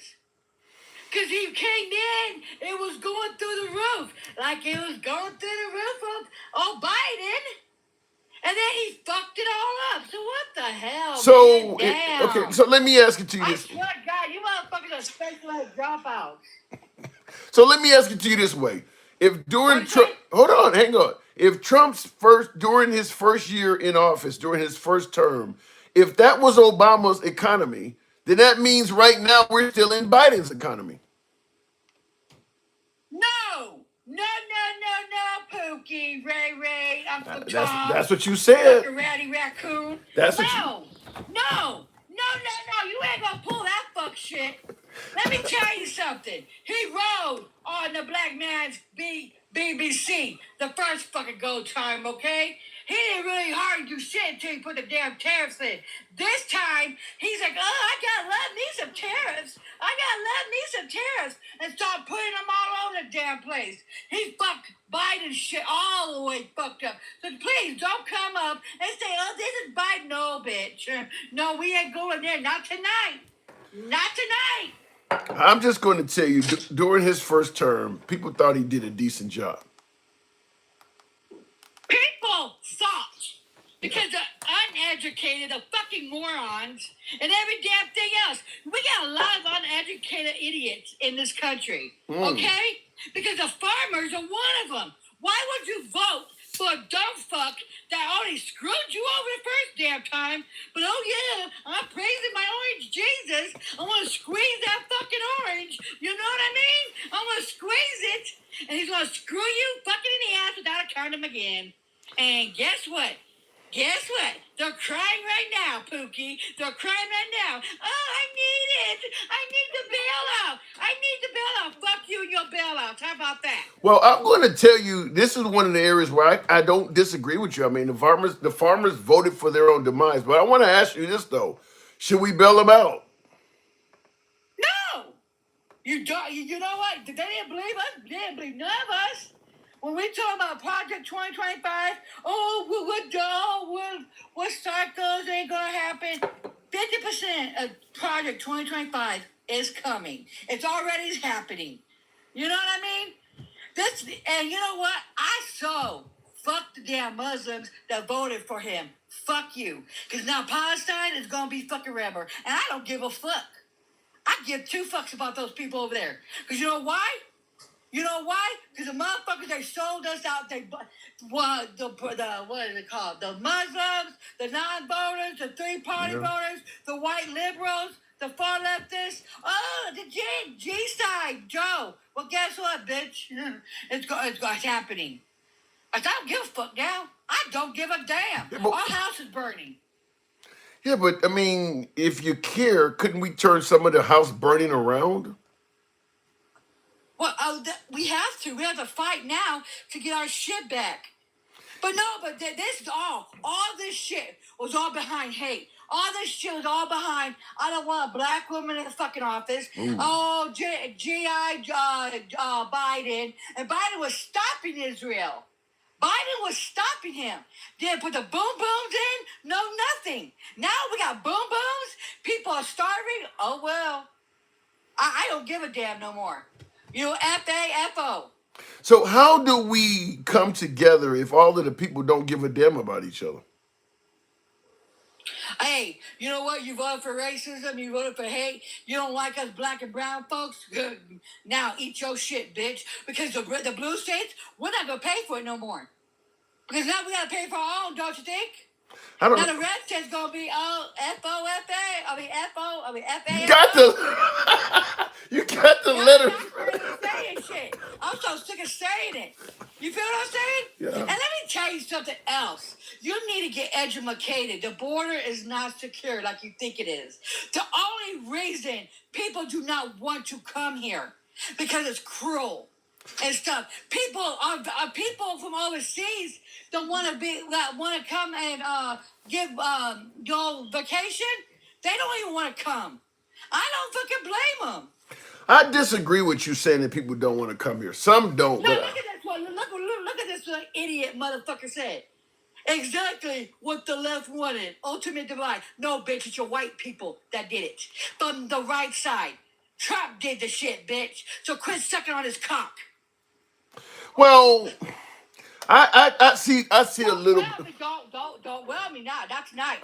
Not tonight. Do not well me tonight. I'm going to. Okay, Gangster Grandma, you're talking about Just an Average Mom in the comments that said that. Now, Just an Average Mom is right. Both sides are divisive. Trump is to me, Trump is. Hold on. No, we are fucking now. Go the fucking hell and go quit sucking on a white woman. You fucking anti-fluffy, yo, fucking fluffy. Well, all against all this. No, fuck you. You didn't hear what I was about to say. I believe. We are not We're not the divisive ones. Who brought the shit in? Who brought the Triple K up in this bitch? Who brought the Proud Boys up in this shit? Who brought the who's good on the both sides? Who did all that? Okay. Who did all that shit? Okay. What I was about The to. fucking beloved orange Jesus that needs to out alive. Because you know why? Who died? Who Okay. died? 2 people died already. We need 1 more. Can we squeeze the fucking juice? Okay. What I was about to say is that although I see divisive rhetoric coming from both sides, Trump is at the top of the pyramid. That I believe he sparks it all. I mean, because we're not going to. Shit. You're not. No, fuck you, no. We are not the ones. We want people to mind their fucking business. We want people, if you're gonna fucking sleep with a man, sleep with a man. We don't give a damn. Leave trans people fuck alone. How's that divisive? Oh no, you like the rich crackers, don't you?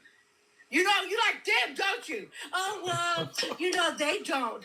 They don't like trans people, but they like to fuck them, though, right? The conservative men like to fuck them in the ass, right? Yeah. I don't know anything about that. Right? I don't know anything about that. Yes, they do. Yes, they do. Conservative white men love trans women, especially the black ones. Oh, I got evidence. I got receipts. So don't go there with me, okay? They do not like that. Yeah, I sure did. And it would. Okay. You motherfuckers that cause N-words and every damn thing else. Get your case of your own damn medicine. Okay, well. And then, what else? What else have they done to us? We want people to mind their business, stay in their fucking lane, keep people, give people the assistance that they need and every damn thing else, right? Right. What are we divided? Okay. What? Hold on, hang on. You're not letting me. You're not letting me. Black history? You're not letting me. Okay, gangster. So why are we divided? You're not letting me get a word in. You're just going on and on and on. Your ass don't have to say what dividing people. I wish we could shut the white man back to fucking Europe. Let them go. Fuck. Are we having a conversation or are you just talking? No, because your ass is going to say we're divisive. We're not the ones. Okay. Who's bringing all the divisive laws in? Who's the one saying that transgenders can't be real, can't be in the military, can't love who they say? Who's taking away gay marriage? Who is taking away black history? And I see in the comments, Will G said Biden actually saved us from Trump's first term. So you said once Trump, what'd you say? Okay. So when I say that we're not going to be a unified country unless we have unity starting from the top, that's why I say Trump is at the top of the pyramid promoting the division. But there is division all over the place. You're a fucking ratty raccoon, I swear to God. What does this got to do with being a raccoon? I fucking swear to God, you're a ratty fucking coon. You really fucking are. I swear to fucking God. You know what? Go there to the Proud Boy house. See where the fuck you going to end up. Say who the fuck is divisive. See, I'm telling the fucking truth. I stand 10 toes down. I don't give a fuck about the damn white team maggots are about. And I don't give a fuck about the brown and the black ones because they all fucking in the same damn thing. Hold on one second. I want to read this comment. Melissa, you asked, did I hear the Speaker of the House say that Trump was an informant for the FBI? Yes, I did. I didn't look into it. Otherwise, I would have mentioned it in this show. But I am aware of that because they were talking about it on News Nation, that it appears as if Trump, as opposed to going after the deep state, he may have worked with him. I am aware that happened. That may come up tomorrow. Bullshit. That motherfucker, they tried everything not to get the files released. They so trying everything. Now he's a popo. Okay? The white team man is the popo. Yeah, right. Okay, the felon worked for the feds. Draco says obviously she's demon possessed. What are you saying? My guest is possessed by a demon? Yes, bitch, I'm so demon possessed with chocolate all up in my fucking mouth right now. Hell fucking to the yeah. Chocolate caramel. Fuck yeah. What the fuck? I'm demon. That's not your fucking. That's why they call you motherfuckers white devil. Jesus Christ. That's why they call you motherfuckers the white devil. Okay, that's racist, gangster. You know what? No, it's not. No, it's not. The white devil, no. You can't say triple K. We can't say it. It's not. White? They call us the N-words. You let people call you colored. You say you don't mind them calling you N-word. White devil? Are you fucking for real? And you want to come and check my fucking black ass? Get the fuck out of here. They are the white tea devil. The whole race? They are the white tea devil. The What the fuck? The whole race of people? They're the worst people. Let me tell you something. Let me tell you something. I'm saying the maggots. They are the worst. They're pupering up our schools. They are the highest criminals of the United States. Is a white tea man. So what the fuck are you talking about? What are you talking about? You just said they're pew-pew in the schools. The last school to be pew-pewed in Minneapolis, that wasn't MAGA, that was a liberal. Oh, what color was he, you dick fuck? The trans? Was he a black man? He's trans. Was he a Mexican? He was trans. But what color was he? He was white. What color was he? He was white, but he wasn't MAGA. Oh, shit. He was a white male. You said MAGA. You said MAGA. You said MAGA. White looking. That's how you did it. He was a white male. Have you noticed this shit? White men are doing it. I don't give a fuck if he was trans or he was straight. He was white. That's the whole fucking point. But why are you saying... They are the worst of the worst. But wait a minute, hold on. Why are you saying it was a white male? And as a liberal, you should understand that this person was trans. Get the pronoun right. That was a woman. That person identified as a woman. What? No. See, we ain't going there. He identified as a woman. Right. But his gender, that's two different types, honey bunny. So don't go there. He's identified as a woman, okay? But he is genetically a male, okay?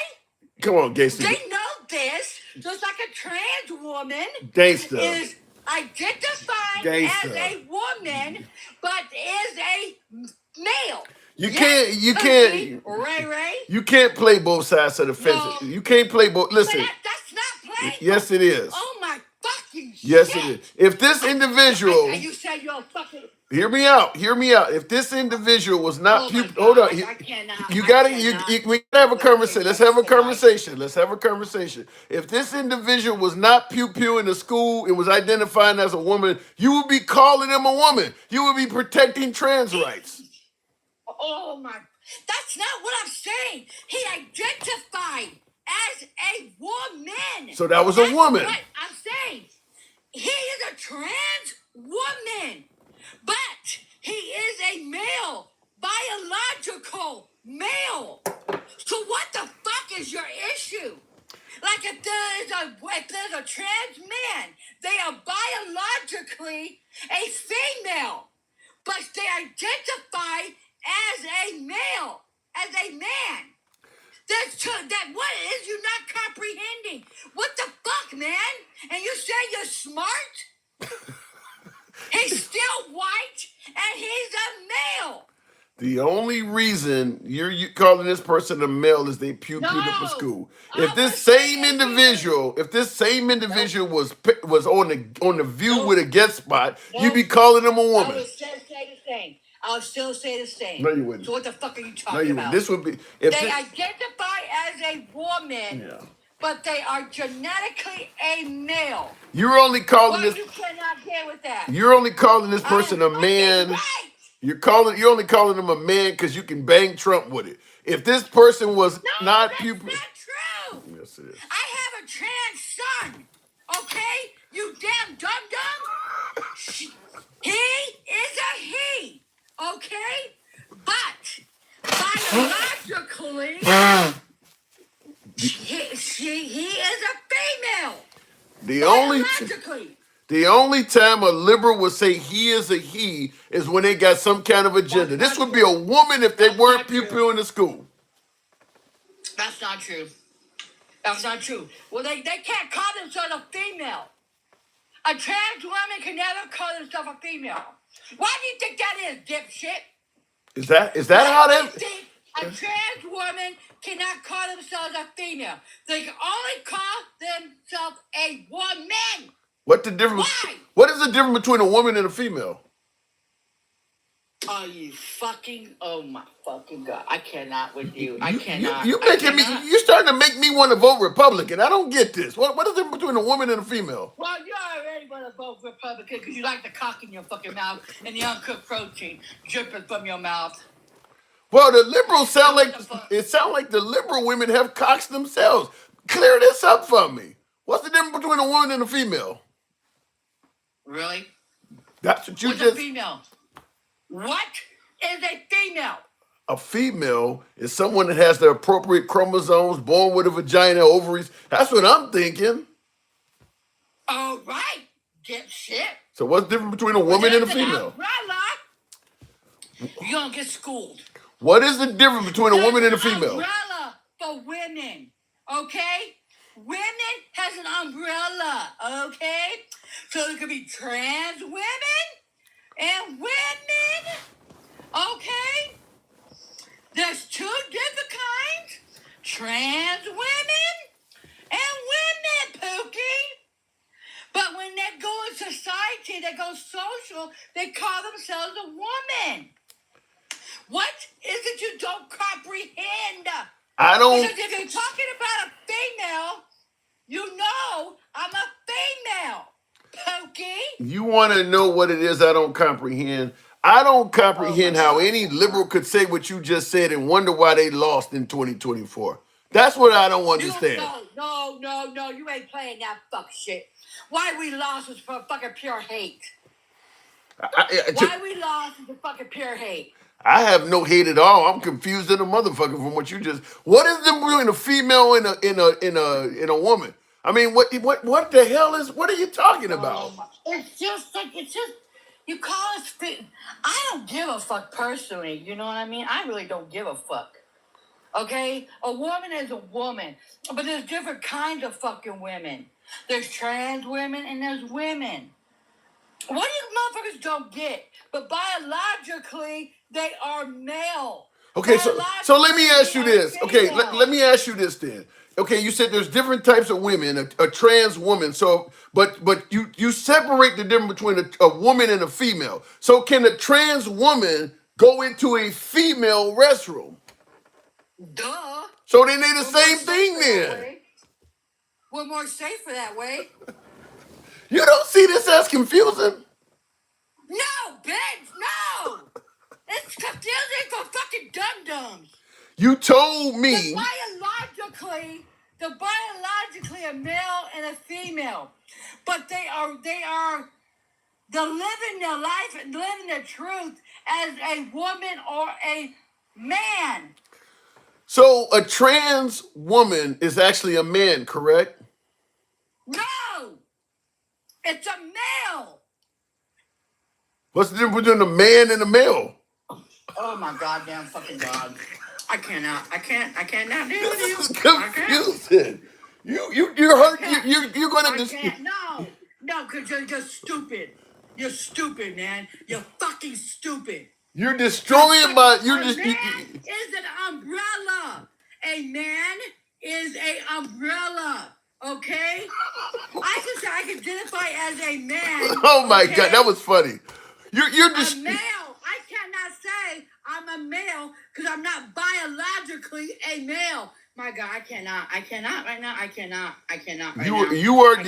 You are destroying my feeble little liberal mind. You're confusing the hell out of me. Because you don't know, if you cannot understand a man as an umbrella of different men. Give me the different types of men. Give me the different types of men. What are you talking about?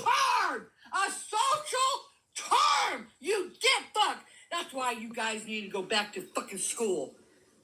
They didn't teach this when I was in school. Wow, damn. Oh my fucking God. Then you need to go get your GED. A man is a social term. A female is biological. A woman is social. I swear to God. I fucking swear. That's why That's why our education system needs an upgrade, not a degrade, because motherfuckers like you don't even know what a male and a man is. One's social and one's biological. I mean, good God, you got a dick too. I'm confused. I gotta go. Are you serious? I gotta go, but I'm confused. You're 54 fucking years old. Not quite. And you don't know what's so, oh my fucking God, we are so fucking screwed. We are so screwed. Because you really don't know what a man and what a male is the difference. This is really embarrassing to a black man. You're making black men fucking dumb. One is a social concept, and the one is biological. My God. I was always under the impression, maybe it's my fault, Gangsta Grandma, but I was always under hold on. I was always under the impression that a man and a male are the same thing. No, one is that's what I'm saying. The umbrella. Like there's women out there. It's an umbrella of women. Like there's trans women, okay? There's biological women. That's why they call us females. That's why they don't like the word cis. You know, like medical term. Because we are biological.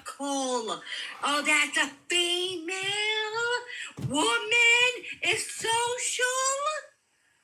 That's why I can't get fucked. I gotta get fucked up with you because I did not know that. Oh my fucking God. I gotta go. You've taught me a little bit. Before you let me go, let me tell you something. Real quick. Okay? You need some education in your life. This is really embarrassing. You're 54 years old and didn't even know what a male and what a man is. I cannot. All right.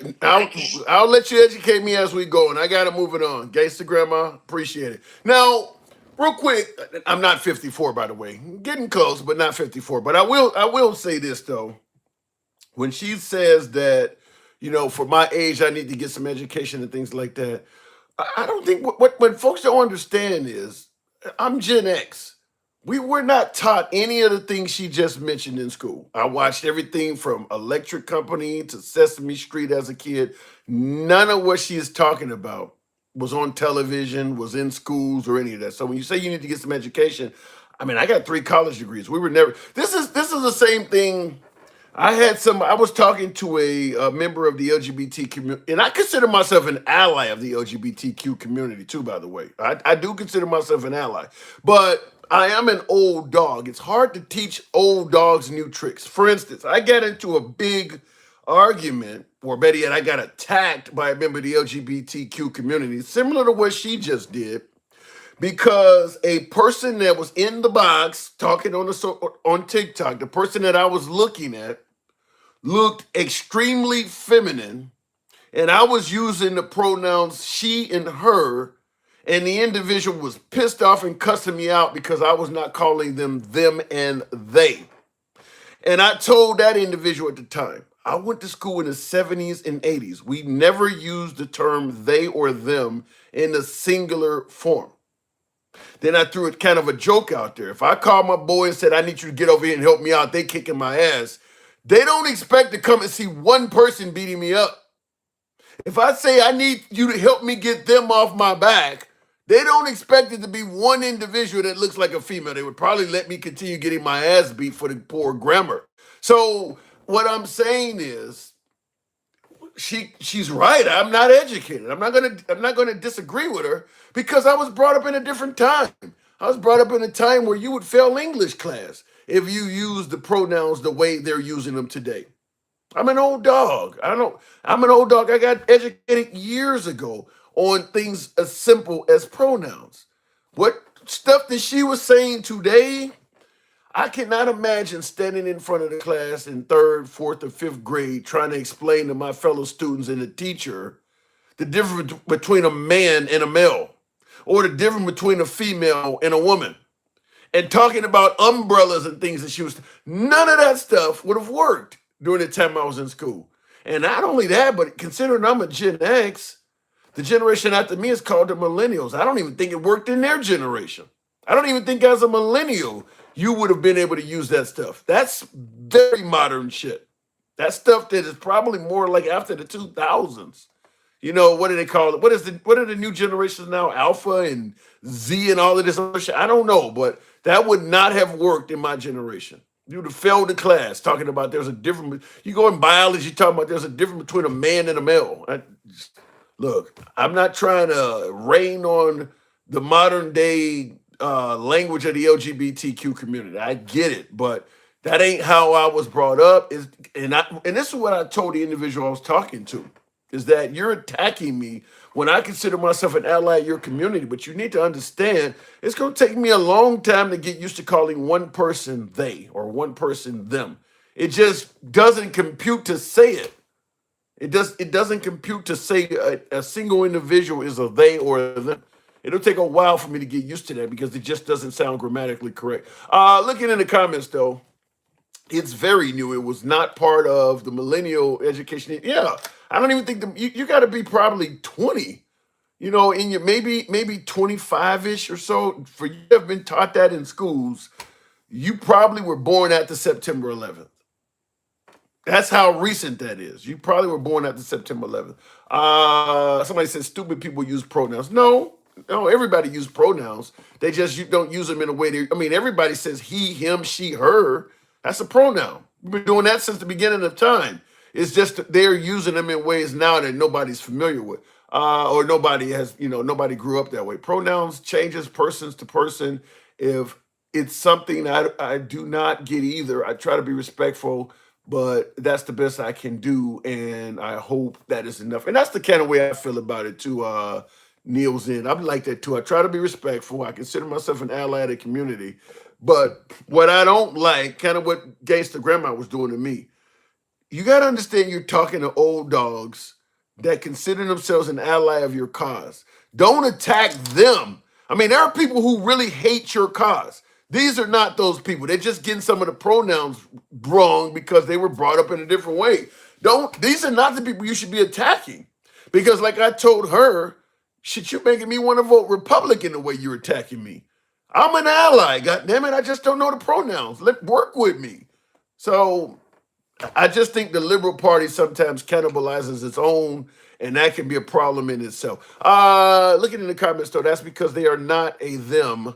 We would have to unlearn all that we know and start over. Yeah, and the problem is half of the country ain't going to unlearn it. So that makes it even more complicated. You're not going to teach these pronouns probably in places like Alabama and Georgia, rural Georgia. They're not even going to teach this shit. So half of the country is still going to be brought up the way I was. And then the other part of the country is going these, those, days, and them. So it's going to be complicated. Real quick before we move on to the next caller, you're going to cause this woman a heart attack. She white. Okay, well, my last guest is not white. She says she's an African. Well, she's part Dominican, I think. She's not white, though. Gangsta Grandma's not white. You said I'm going to give her a heart attack, though. Listen, Gangsta Grandma comes, she brings the noise every time. So I'm used to Gangsta Grandma's a friend of the program. Sex chromosomes are more complicated than you think, even among animals. I don't disagree with that. I'm just simply saying we were brought up in school a certain way, and we never refer to one person as a they or as a them. We've never done that. So you're talking to somebody my age, understand it's going to take time to get them to. It's like trying to really find a guy my age and get them to listen to, something that they didn't grow up on. You know how music. I can't. I was going to say some hardcore rap, but we all grew up on that. But you know what I'm saying. You try to find a 70-year-old and get them to listen to Cardi B. It ain't gonna work. We all grew up doing things a different way. Each generation did. And when it comes to the English language, nobody called each other they or them as a singular person. Going back to the box, tap the screen, get us up to 60,000 would be kind of you. Just an average mom. Saw you in the comments. Good evening. Welcome to the program. Hi, how are you? I'm doing good. Good to have you on. Now you've been tearing people apart in the comments. What am I getting wrong?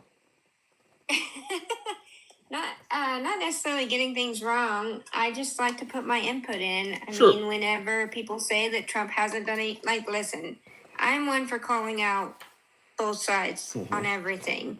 I have views on both sides that I agree with. What let me But start up by asking you this, and I'll give you plenty of time. Let me start up by asking you this. When it comes to letter grades, I did one of my other guests like this. A, B, C, D, and F. That's what we got in high school when we were coming up, different grades. What letter grade would you give Trump so far, 8 months in? I think right now I'd give him a B. Okay. Better than average. And that's showing him grace. It's because it's only 8 months in. I'll So be honest. so better than average. Give me some of the things because you mentioned earlier in the comments he's done some things right. Give me some of his achievements so far. So I do agree that gas prices have gone down. I agree that grocery prices have gone down. The border crisis has gotten better. The border is closed. Getting the criminal immigrants, not necessarily immigrants that haven't broken any laws. Like, I don't agree with that part of it, but getting the violent That's most of immigrants them. that have broken. Yeah, that's most I of them. know, I know. Yeah, I have to make that distinguishing line though, because there's parts I agree with and parts that I don't, right? So there are some that have done really bad things and they need to go, that they should have gone a long time ago. Like the one that attacked Lincoln oh my goodness, Riley. what was her name? Lincoln Riley. Yes, exactly. Should have gone a long time ago, right? Okay. So those type of criminals, they should have gone. Okay. I agree with that. The people that are just working, contributing to the economy, doing what they do, fine. I'm okay with that. And that's most of them. I know. What else did I said economy. You talked about fuel and gas prices, so I guess that would be the economy. You mentioned groceries and fuel prices. You mentioned he's gotten the border under control. Now you're talking about getting rid of criminal immigrants. That's what you've mentioned so far. Yeah. And then lowering the tax. The big beautiful bill does have I hate calling it that, by the way, but it does have some good things in it. Give me some examples. Some good things. What's in it that's good? Like the DOD, it has great things in it for the DOD. I mean, I'm prior military, and my husband's still military. So there's some good things in that for them. Our youngest ranks of the military were living below the poverty line, and that has gone into effect to where they got a pretty substantial raise. To try and correct that. I haven't heard. I can't speak favorably or criticize. I have not heard that. But keep going. Yeah. And then I do appreciate that he's put into the Department of Immigration so that they can build it up and do what they need to do to make corrections, and not just like so they can arrest people. I want them to work on the system. I want them to work on getting more people in the courts. I want them to work on getting more people to have court dates, work on the process to. He ain't doing none of that. He's just kicking people out. He ain't trying to give you court dates. He didn't allocate more money for judges. He just kicking people out. Right. But see, my thought process is for the people that have not applied to like taking the relief off of the court systems, right? So there's like a boggle down on the court systems with people getting arrested and getting court dates that haven't applied and haven't done it correctly. And so remove them from the equation, and then that opens up the court systems to be able to get the people through that have done that. Yeah, I'm not and it seeing. Also opens them up so that they can make changes in the system to figure out what they need to do to fix the broken system. Yeah, my observation is basically when Trump got in office, the order went down. If you can deport the person, deport them. If you can find anything on them, I don't care if they had a what do you call it, a visa violation from 10, 15 years ago. Anything you can find to deport them, deport them. I don't think it's about finding room to have more court cases. I think it's about deporting as many people as you can find. Any excuse you can find to deport them, deport them. That's what I'm seeing. Right, and that's what I think it is right now. I'm hoping that through this process, that will be the end goal, is to correct and work on our immigration system as a whole. But But we got to but there start is no somewhere. money in Like the just big. keeping it, There's but no just money keeping it allocated in the bottled big. Yeah, down. there's no money allocated in the big beautiful bill to correct our immigration system. All of the money being allocated is to kick people out. They're not trying to do anything to make the system more favorable, like more judges and stuff. All every penny they're spending is to find out ways to kick people out. So they're not trying to fix the system. They're trying to make it so that I don't think they want people to come in here legally or other. Now they're telling you we are okay with immigration, just come here legally. But even a lot of the paths to come here legally, they've cut out. TPS was a legal path. Asylum seeking was a legal path. They're getting rid of people with green cards and shit. So they're not trying to fix the system. They're trying to deport as many people as possible.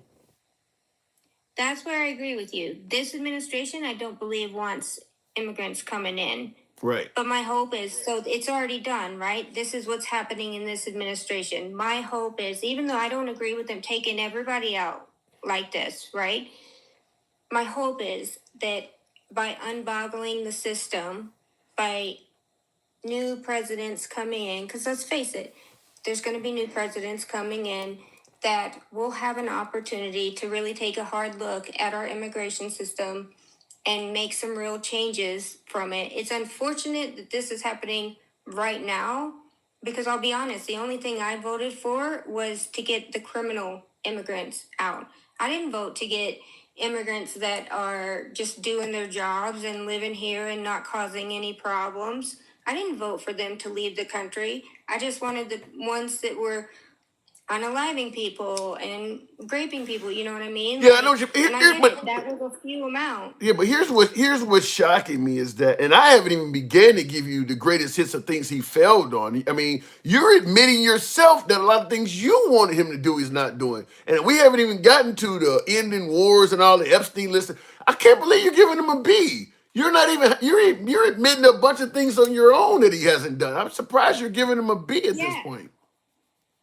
I don't think that anyone is going to do everything that someone wants them to do. I think there's going to be people you're going to have to compromise no matter what. I'm super centrist. I believe in a lot of stuff on the left and I believe a lot of stuff on the right. So I have to make compromises every single time I go to the poll. I believe in women's rights, right? I believe in a B? Right to choose. Women's rights, or women, you believe women should have where you get a B means above average. You got some pretty good, big gripes against President Trump, and I haven't even gave you my list. A B? I said that I was being gracious because it's only 8 months in. He still has 3 years to go. I said so, based on the first 8 months. Fail him. Okay, for the first 8 months, I could drop it down to a C. But there's a lot of things that I knew going into his administration that I wasn't going to get out of him. I knew, I didn't care about the price of eggs. I didn't listen to him when he talked about the price of eggs. I didn't give a shit. I knew that I wasn't gonna get the AB thing that I truly wanted for women. I knew that there was going to be certain things that I was just going to have to say, this is not something that I can get right now. You would have got that out of Kamala, though. I'm not going to get pew control for our schools. I'm not going to get, you would have got most of this stuff from Kamala, right? Yes, but then I wouldn't have gotten other stuff. What other stuff are you? I wouldn't have had our military taken care of. I wouldn't have got our military strong again. I wouldn't have had, our lowest ranks wouldn't be where they're at right now. Our what wouldn't be where they're at? You said our what wouldn't be where? Lowest ranks. I'm sorry. Military, okay. Our military was living at below poverty level. It was bad. It's still bad, but it was really bad. We have military members that are serving, risking their lives, and they're collecting food stamps and on WIC and can't take care of their families and going to food pantries. That's sad. I want that to not be a thing. And I can't get that under the left side, I'm unfortunately. trying to find while you were talking. I've been trying to find out on Google or whatever.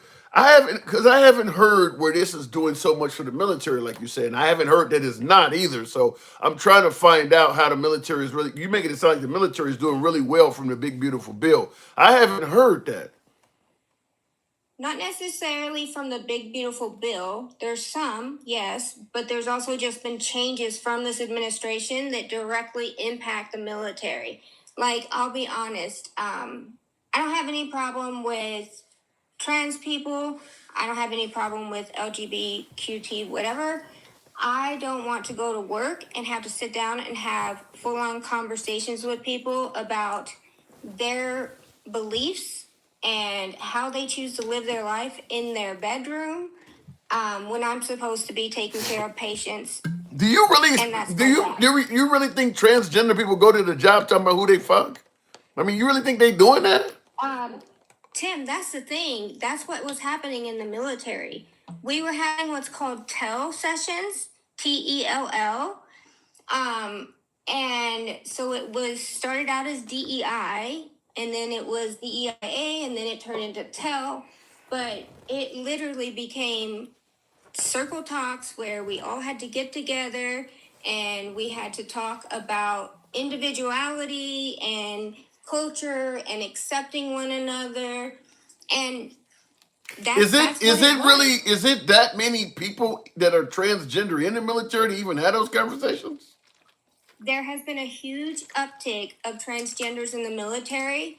And if it were that they could just come into the military and adapt and just go about their day and work, it would be one thing. That is what we thought we were getting.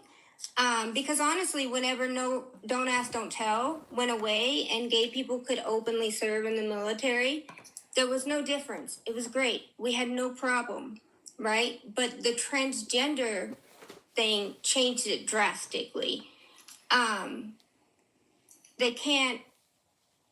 They're always on what's called a profile for medications. And the thing that's frustrating is we kick people out all the time that have mental illnesses, and they lose their retirement, they lose their career, they lose everything for major depressive disorder. Somebody in the comments, what branch of service were you in? Air Force. Air Force, okay. You can see it on my page if you don't believe me. Fair enough. I didn't know there was that many trans in the military, though. There has been a big uptick, yes. And it's just been seen as, it's kind of a slap in the face to others because there's this big unfair treatment surrounding this one small group of people that are in the military. And now it's a lot of walking on eggshells. We're changing pronouns. We're like, imagine we go by sir and ma'am on a regular basis. Like if we don't say sir and ma'am, that's a problem. And now all of a sudden we're having to say they, them, like ask what pronouns they want to be called. And it was very confusing and it was hard, but we were trying. But when they started these group sessions, that was a whole nother thing. And it just led down this path of, in the beginning, I was all for it. I was like, great, let's learn about some things. I went in there and I was so prepared. I wanted to hear about people.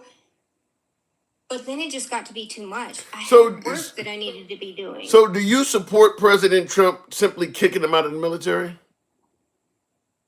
Yes. Okay. All right. Fair enough. Then that would be part of the be great. I mean, it sounds like most of your... The only reason is because people with MDD, major depressive disorder and anxiety, they also simply get kicked out of the military. Transgender people often have, probably about 99% of them often have major depressive disorder and other mental health disorders. They want to be retired from the military. They want to have this special treatment. We don't give special treatment to the other people that have served 18 years, 19 years, whenever they're getting out of the military because they have major depressive disorder. Okay. It's not right to do that to this one small group of people and not do it for the rest. All right, fair point. Listen, I can't speak on it because I'm not in the military, and you're talking about a lot of stuff that I was not aware that happened. So it sounds like when you gave him a B, most of it is military related. That's what it sounds like. Well, yeah, that's my life. Yeah, that makes sense. Unfortunately. So like I said, I always have to have, when I go to the poll, I I have to make compromises no matter what. And I know people hate hearing the whole centrist thing, but I truly am. There's nothing I can do. I believe in a lot of socialist things and I believe in a lot of Republican things, conservative things. I don't fit in a box. But Biden wasn't doing it for me. Let me ask you this real quick before I move it on from you. Who won the 2020 election? Biden. And you voted for this guy who was trying to steal it then?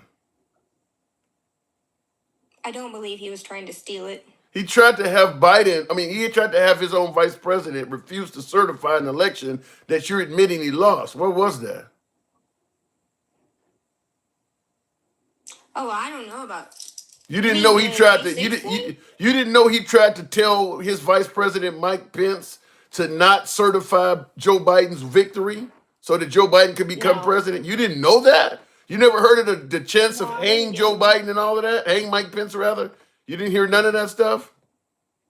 No, I really didn't. Why do you think they were there on January 6th? I think that it was a rally that turned into a march and a protest, and then what were they protesting? The election. Right, the one he lost. So what are they protesting? The election results. They didn't like Biden winning. But they don't have access to how elections are running. So somebody had to tell them that the election results didn't go well. They had to hear from somewhere else. Listen, you won't find me making excuses for Trump. He egged on the situation. Absolutely. I believe that him getting up there and doing everything that he did was way too much. I also believe in taking accountability for your own actions. Whenever people went to that rally, I believe that there were a massive amount of people that were there to see Trump and to listen to Trump, and that did the march and went on about their merry way. And then I believe that there were some people that were there that were extremists, and they stormed the Capitol and they rioted. But let me ask it to you this way. Had Trump admitted that Joe Biden won the election, which is what you're doing, do you think January 6th would have still happened had Trump not told all those people he won?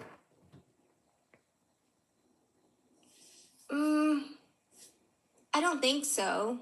So how is he not responsible for what happened? He's literally the fuel of the fire. I do believe that. Yeah, he's definitely the fuel of the fire. He needs to shut his mouth so much. I hate the shit that comes out of that man's mouth, and I want him to learn to shut his mouth more. But I don't know. If he still had the rally and he was like, I lost, Biden won, I don't know. Would people still go over to the White House and be pissed off because it was such a charged election? I don't know. Well, first of all, they didn't show up. First of all, they didn't show up on their own. He literally took to social media, him and Steve Bannon and the rest of them, and invited them to D.C. And then, of course, they showed up to hear him speak. He then directed them to go to the Capitol building. So they're doing this all by his guidance. He is guiding them to the Capitol building. Right. I disagree with all of that. He should not have done any of that, and he is at fault for that. I do not agree with that. What about now? You said some adults, did their own thing and they got out of hand, and it was their fault that they went into the Capitol. How do you feel about him pardoning those folks that got out of hand? It depends on. I don't think he should have pardoned all of them, but I do think that some of them were warranted. And my only justification is comparing how other people have been treated for similar things in the past sure, take the name of the building out, the Capitol, right? But I also lived through the Summer of Love, right? And the BLM. I was in the beginning. I was one of the marchers too, and You marched with BLM?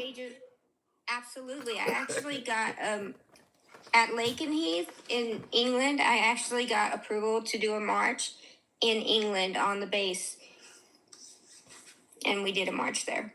So Wait, what were you? So you do believe the police are mistreating people of color? absolutely. I mean, how did George Floyd? How did he pass away? George Floyd is not the one that I believe. He passed away from an overdose. Okay, so you don't believe Derek Chauvin took his life? Not necessarily. I don't believe that what Derek Chauvin did was right, but I don't believe that the maneuver unalived Floyd. Should Derek Chauvin be incarcerated? Yes. For what? For excessive force. Okay. I don't believe it should be a murder charge. Okay, fair. I mean, you make for a very interesting call. I mean, you're definitely not MAGA. You sound like you're close, but I mean, you got some interesting things in there. You're probably one of the most interesting in terms of where your politics are. You're all over the place. I mean, which there's nothing wrong with that, but you definitely are not in a position where you can be pigeonholed. You make for an interesting call. I do got to move it on, but my door is always open to you. Come on back anytime. All right, thanks, Tim. And thank you for your service. Appreciate it. Thank you for your service as well.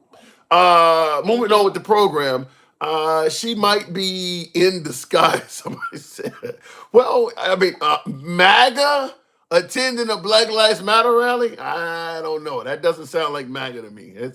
She leans right, obviously. I mean, you heard her politics, but at the same time, she also stated that a lot of her decisions are military oriented, and the right does tend to be more favorable to the military than the left. So, I mean, I understand some of the things she said. I don't agree with everything, but it was an interesting conversation, and I like to hear from people of all sides of the aisle. Free thinker, good job, says Daniel. Yeah, I agree with that. No, Derek Chauvin's job was to protect and serve, but was he doing that? When he was sitting on George Floyd, was he protecting and serving the public? Watch the videos. Derek never did anything with intent. Floyd was on drugs and a criminal. Listen, let me just say this real quick, and we're not going to get too deep into George Floyd, but it doesn't matter what George Floyd was doing, whether he was hooked on fentanyl, whether his enlarged heart led him to have a heart attack, had asthma, or it doesn't. There is nothing that George Floyd could have been going through where the solution is to sit on him for 8 to 9 minutes. It's just it. There's no, like what my last caller said. My last caller thinks it was an overdose, but even she's saying, look, what he did was still wrong. If you stumble upon somebody who is overdosing on heroin or fentanyl or whatever, you don't sit on that person for 8 or 9 minutes. So what Derek Chauvin did was so far off of the beaten path in terms of police training that the only thing you can argue with Derek Chauvin is, as what my last caller said, he's wrong, but maybe not murder. It should be something. I mean, he deserves to be penalized and punished and disciplined no matter what you think he did, no matter how you think Floyd passed away. Because sitting on a person for 9 minutes without doing anything at all is not a prescription, no matter what a suspect is going through. And make no mistake about it, police, paramedics, nurses, doctors, they all stumble upon people who are overdosing on drugs all the time. And none of them just have a seat on the person for 9 straight minutes. So Derek Chauvin obviously did not follow training by doing that. I mean, there's pictures of him sitting on George Floyd with his hands in his pocket, looked like, or his hands on his hip. We can say anyway, his knee wasn't on his neck, it was on his back, it was on his shoulder. None of that is the answer for what you're claiming. None of that. You don't just put your knee on any part of a person's body and just sit there for 8 or 9 minutes. If he's struggling and you got multiple cops there, you can hog tie the guy, whatever the case may be. If he's spitting, put a spit mask on him, put his hog tie body in a car and put a seatbelt on it and drive off. There's no training that just says sit there for 9 minutes until the guy goes limp.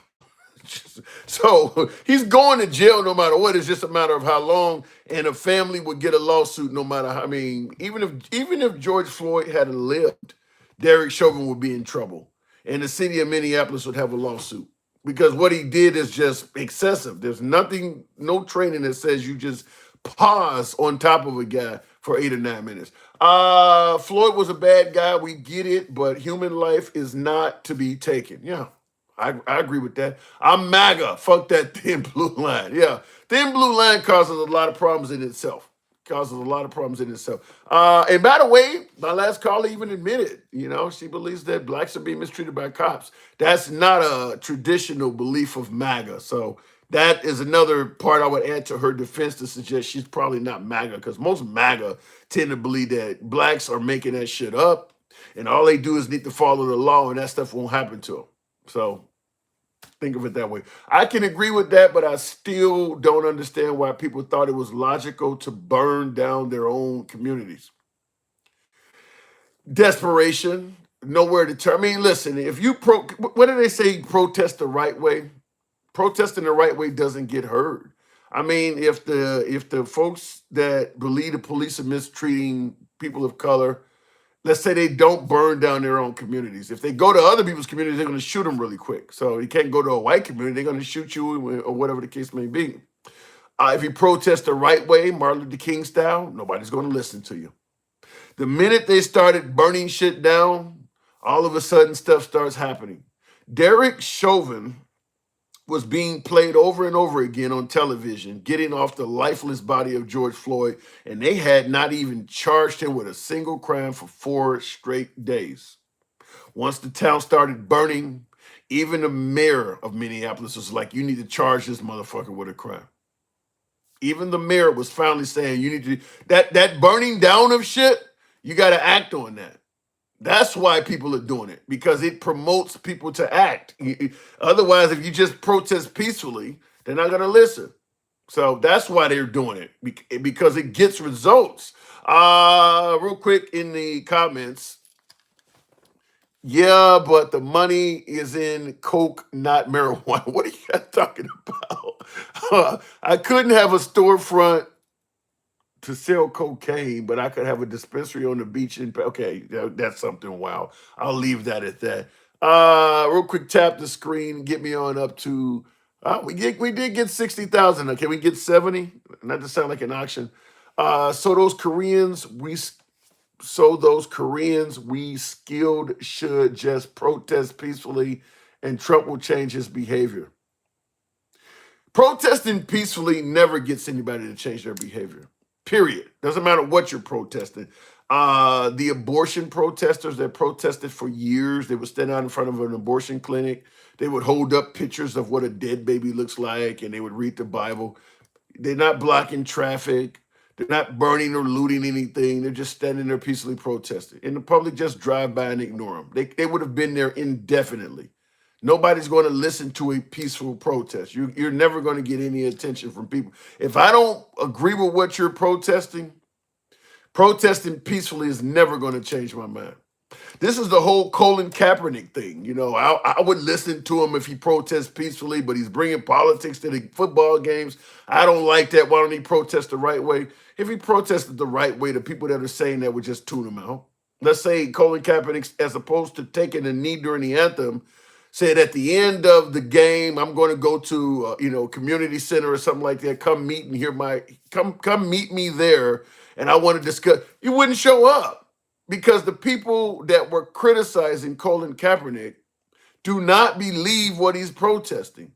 If you don't agree with what I'm protesting, you're not going to show up, or you're not going to adhere to my cause. There is no right way to protest something you don't believe in. That would be like women trying to protest that believe they should be able to terminate a baby in the 3rd trimester. If you don't agree with that, there is no right way for them to protest to you. You're not going to bend to their cause no matter how they protest. If you don't believe that the police are mistreating or systematically being racist to black people, there's nothing Colin Kaepernick can do no matter how he protests. You're just not going to listen to him. So what the protester does is force you to listen. by putting it up in your face, blocking traffic, doing it during the anthem in the middle of a game, burning down cities. They force you to listen because at the end of the day, if they didn't force you, you're going to turn them out. You're going to tune them out. Even Martin Luther King, who we now look back on and say he protested the right way, he did the same thing. He would walk in all white restaurants with a bunch of black people and sit down next to him. Now, they didn't want black people in those restaurants. They didn't want them in there.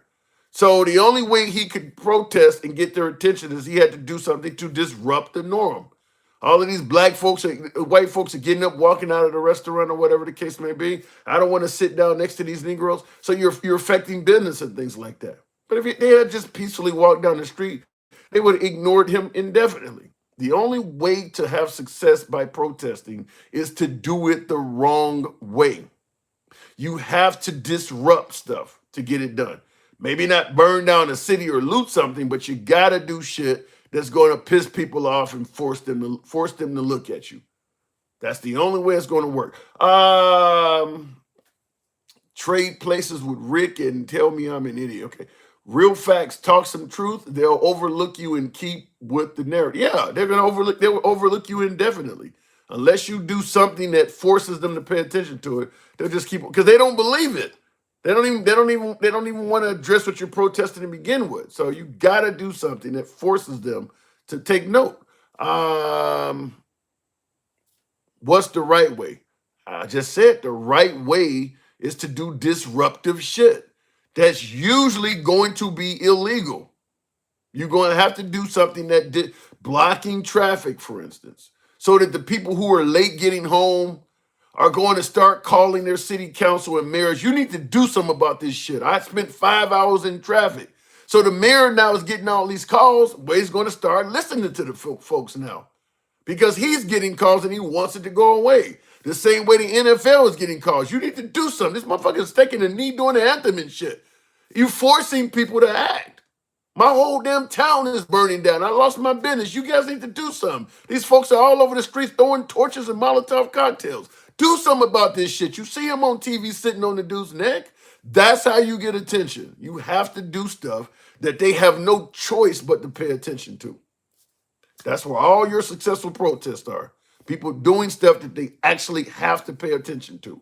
By the way, for folks who say, well, you guys don't give a shit about black on black crime, every major black city has peaceful protests where they protest the right way to stop black on black violence, and it doesn't end because, like I said, protesting peacefully, doing it the right way has no success. But most black neighborhoods, they do have walks and marches and shit when some little girl got killed by a stray bullet or something like that. They do protest. They do it the right way, and it goes nowhere because people can ignore that. So, yeah, if you want to protest to work, you got to do some shit where they have no choice but to pay attention to it. And that's almost always going to be something that is illegal. Democrat leaders of the inner cities is the problem for decades. That is not true. The reason why Democrat cities seem so fucked up and Republican cities seem so great is because you only pay attention to what's going wrong in Democrat cities. The fact that there's widespread poverty in Republican cities gets ignored. The fact that there's far more people that have no health care insurance. Infant mortality rate sucks in Republican areas. So that means people are getting pregnant and the kids are more likely to die in childbirth. All of that stuff is more prominent in the red areas. But you're focused on crime and you're ignoring all of that. People dying is people dying. What's the difference if the person dies on the delivery table versus they get smoked by a stray bullet? Dead is dead, right? So you're focusing on what you want to see and ignoring all the bad things that the roads and bridges, all of that shit in red areas is terrible, terrible. But you only see what's happening in Chicago. So I think you can do anything if you play games with the statistics. Somebody asked, am I black? Really?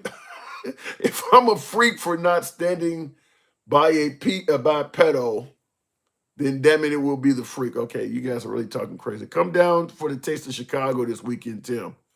You know, I've been a Summerfest guy for quite a while in Milwaukee. I haven't been to the Taste in a minute, though. I haven't been to the Taste in a minute. I'm going to be honest with you, and it has nothing to do with just Chicago. I'm no longer a fan of large crowds, and that's a pretty big fucking crowd at the Taste of Chicago, just like the air show there, Aaron Waters show is. I don't fuck around with large crowds anymore. It's just too many pew-pews and mental ill people in this country. And that ain't got nothing to do with just Chicago. I don't fuck around with them big crowds like that where everybody just roaming around, even like places like the French Quarter, during Mardi Gras. So I don't fuck around with large crowds like that anymore. After a certain age, that shit ain't cool no more. 20 years old, I can get out there. Now, I'm not a big fan of walking around with large crowds like that. It's just too much room for shit to happen, something to go wrong. I'd pass on it. That's just me. I went to see Matt Rife, comedian, a couple months ago in Nebraska. Full stadium, like 30-something thousand. I didn't even like that. And that was in Omaha. I mean, I think it was like less than 1% black people there. And I'm still like, shit can happen here. Shit can still pop up. I'm just not a big fan of large crowds anymore. That's just me though. Some of you folks like that. I'm fine with a mid-sized improv or something like that, but them big ass Kevin Hart stadium shows that I used to go to all the time, not as comfortable anymore. I don't like that big ass crowd shit. Not to mention all of the hassle driving home after it. And driving home after the Taste of Chicago or even getting on the L. Man, that's gotta be crazy. Real quick in the comments here. Very smart, Tim, says Debbie. Yeah, it was, back in the day, I was a big fan of all of that stuff. As I've gotten older, just not a big fan of big crowds anymore. King Finn, good evening. All I want to say, first of all, real quick is, so from now on, since all you MAGA maggots and dummies don't seem to understand what a peaceful protest is, what we're going to do is we're going to dress up in MAGA hats. Oh, my God. And act like we're going to storm the Capitol again, because that was the love fest, right? So what if every black person who has to explain why the fuck he don't want to get shot or fucking or smurdered in the fucking streets by a cop needs to wear a MAGA hat for you motherfuckers to get it, because that's what it was about. Fuck them motherfucking buildings. Fuck them motherfucking businesses. We are sick and tired of having to deal with the problem of cops being systematically fucking racist. And they're always having to be a fucking problem. Every time I jump in my car, I'm scared that I might get stopped by a police officer and get fucking smurdered. Does that happen to you white people? No. Why? Because the color of your fucking skin. So get out of your motherfucking comfort zone. Wake up to the truth of what the fuck is happening after all the motherfucking names that happened in the quote-unquote summer of love that you motherfuckers don't seem to remember. The reason the summer of love was the summer of love is because so many fucking black people got shot in the fucking back by cops. You fucking cowards. Maybe we wouldn't have to do shit like that. But again, the next time we peacefully quote-unquote... Let's talk about George Floyd. You said George Floyd's death. Grab a bunch of red hats. Well, I will push back on... Hold on a second. My damn monitor is going crazy here. I will push back on one thing you said, though. You say, fuck those buildings. I mean, a lot of times these riots, King, they lead to a lot of stores and shops that we need in our neighborhoods not coming back. Like, I was in Ferguson a couple of days after I think, was it Mike Brown, that riot or whatever, or Frank, whatever his name was. But a lot of that was businesses that the black community were patronizing. So it was Mike Brown. Yeah. So when you're burning down your own facilities, it can lead to like deserts of certain businesses in black neighborhoods because they don't always come back. You know what, Tim? I would be able to understand that, but we had to do something to get their motherfucking attention. And I'm just gonna say this: I love how you can push back on me, but you can push back on that fake ass bitch who just came up here and said I pushed back on her. I asked her why the hell she giving him a B. I did push back. Your ass is wobbling. Your ass is wobbling and clapping like Trump on that fucking red carpet waiting on Putin. Oh, you ain't had no motherfucking backbone. You knew damn well that's some motherfucking bullshit. Well, you knew that was some and I see you don't woke up gangster grandma. I want you to you talked about the police and the fact that whites don't have to worry about the police like blacks. You say, you're worried about getting shot every time you get in the car. I gotta ask, I want you to hear this. I want to get your opinion on it. Talk about George Floyd. You said George Floyd's death was a terrible thing. Terrible. Why are African Americans still dying at the hands of law enforcement in this country? And so are white people. So are white people. What a terrible question to ask. So are white people. More white people, by the way. More white people. So he seems to think opposite. This is why he don't want me to come to the White House. Because if I come to the White House, I'm gonna stretch his fat ass out. He gonna be scared as hell by the time we get done talking. Because I'm gonna snap the fuck off. Where the fuck is the proof? Don't say no goofy ass shit like that without no motherfucking proof. Because I can tell you right now, all the times where I'm driving down the street praying I don't get stopped, the white people who do get stopped, guess what they get? Tickets. Yeah. And they riding the fuck away. Plenty of them. Driving one-eyed willies, if you remember what the fuck that was. Driving cars with bogus-ass motherfucking plates. If you know what the fuck them is. Plates with the bogus-ass expired tags. Number motherfucking 1. Where motherfucking George Floyd was on his had a motherfucker on his neck for 9 minutes for a bogus 20. That wasn't even his motherfucking money for all you fake-ass motherfuckers where talking about he died from motherfucking fentanyl in his motherfucking system. No, bitch, he didn't. He died because that motherfucker had his motherfucking knee on his neck for 9 minutes. And that's an ignorant ass motherfucking argument to bring to a motherfucker like me who actually live in Minnesota, in Minneapolis, and know George Floyd. Bitch, fuck you. For everybody who believe he died off of fentanyl, eat a fat baby's dick, nigga. Because I don't give a flying fuck. Okay? A fat baby's. That ain't what he died from.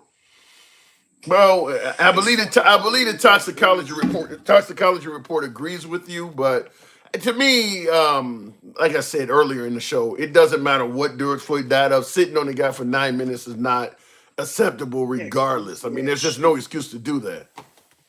Go ahead. That bitch just said literally inflamed me like a bunion What did she say that was that bad? That goofy ass shit about there's so many trans people in the military. Bitch, you ain't no motherfucking centerist.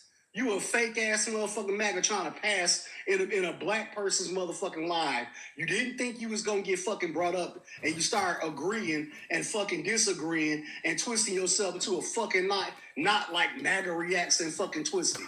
Fuck out of here. Nobody believes that shit. I'm sorry, boo boo. Take your motherfucking TikTok membership, throw it in the garbage. It came from China. What do you care? Damn. You like the tears. You like the taxes. Where the fuck is the military? Where's the admonishment? Where's the money for the military in the big, beautiful bill? Where's it at? I gotta say, but I did push back and I did tell her that I haven't seen that. I mean, I told her, I said, I'm not seeing what you're saying. Nobody's seen it. It doesn't exist. It's like the Epstein files. It don't exist. Fuck out of here. All right. That bullshit. I'm going to look it up because I'm assuming that me and her are likely talking again in the future, and I want to see if there's accuracy because she's in the military, so she should know. She should know. You really think she's in the military? Like I said, what carrier you on? Where the fuck? What base you flying out of? You in the Air Force? Where? Tell me, because I want to know. I want to know where's all these trans people who are in the military. I really want to know that. That I wasn't aware of. I know Trump, kicked them out of the military. I'm not aware that a whole bunch of people got kicked out when he said you could no longer serve as trans. I don't know what percentage of the military is trans, but it's got to be well under 1%. I want to know where's the circle she's talking about, and how much time do they got devoted to that? Seeing for the fact that it's National Guards members in D.C. picking up trash. So if the military and the Air Force got carriers out in the fucking Caribbean, Gulf and all these carriers out in the military bases, they doing all of this circle jerking, talking about trans people. Where are they at? I want to know what base she was at. Where, boo boo? Yeah, I don't have an answer for that. I was not aware that there was a big. Yeah, I was not aware there was a big audience like that. It's like the Epstein files, dog. It don't exist. They don't exist, right? According to Trump, they don't. Fuck out of here. You know damn well. Ooh. I ain't even getting live for this shit for today. I just actually was checking in to see if you was even on. I was watching the game and had ended the game, and I was like, let me see if motherfuckers is on TikTok right now. And walked into this hog-ass bullshit. Smell it all bullshit. All right, King. Well, I'm always glad to have you on, man. Appreciate you coming through and showing some love. She had a difference of opinion. Thanks for coming through, I'm though. just saying. And next time you see me in the live next to you, man, don't be scared. Say what's up, because you know I'm coming in. I'm coming in hot every damn time. Especially when I hear some bullshit. Always a pleasure. Peace. Thank you. All right, moving on with the program. Thank you. That was the one and only King Finn. I see in the comments, Debbie says, thank you, King. You don't question someone's service. No, I didn't question her service. In fact, I thanked her for her service. But I just simply said, I'm not aware that there were so many people that are transgender in the military. I was not aware of that. Oh, she was talking about, oh, you say, was he talking about me? Yes, just your average mom. He absolutely was talking about you. Yes, he was. I learned about watching you, Dad. Coronavirus 4,300 transgender servicemen as of June this year. So you said it was 40, Nathan Dunlap, you says 4,300 transgender servicemen as of June this year at 134,000 retired transgender service work veterans. Is it that many of them? Wow. 134,000 retired transgender service veterans. Some of them must have became trans after they got out. Some of them must have did a full 20-year ride, and then when they got out, they notified the VA that they were going to identify as something else. I cannot imagine that many of them was in there. Wow. I see your comment, just the average mom. You said I was telling you. Yeah, like I said, and I was making it clear I was ignorant on it. I didn't deny you. I didn't know. I made it clear I'm not military. 134,000 transgender veterans. Wow. Actually, the number is 15,500 still active. That's still significant. That's more, there's more transgender in the military than there are in most other professions. How many military service men and women do we have as a whole? I'd be curious to know. 15,000 seems like a lot. I'd be curious to know how many people are in our military, period. Who cares they are serving too, says Debbie. The people that are not transgender care. You just heard my other guest, my female Air Force person. She just stated that they don't like the pronouns they're having to be called and special treatment. I mean, they care. 320 something thousand. So you're saying there's 320,000 people in the military, and 15,000 are trans? That is a lot. I didn't think it would be. That is a lot of them. Wow. Remind me of the general who dressed up as a dog instead of real issues. They wanted to push these alternative lifestyles. Well, look, let's just be clear. Let's not play games. There's a lot of hatred to the transgender community. I'm not gonna just like the gay community, the L, the G, the B, the T, all of those letters. There's people who hate the L. Not as bad. The L, not as bad, but you even seen G.I. Jane with Debbie, what was the woman's name? Demi Moore.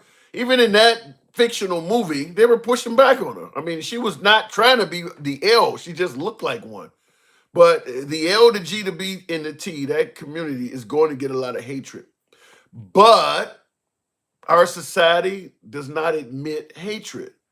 They come up with other reasons for why they have a problem with you. They don't come out like you don't hear people saying, I don't like black people.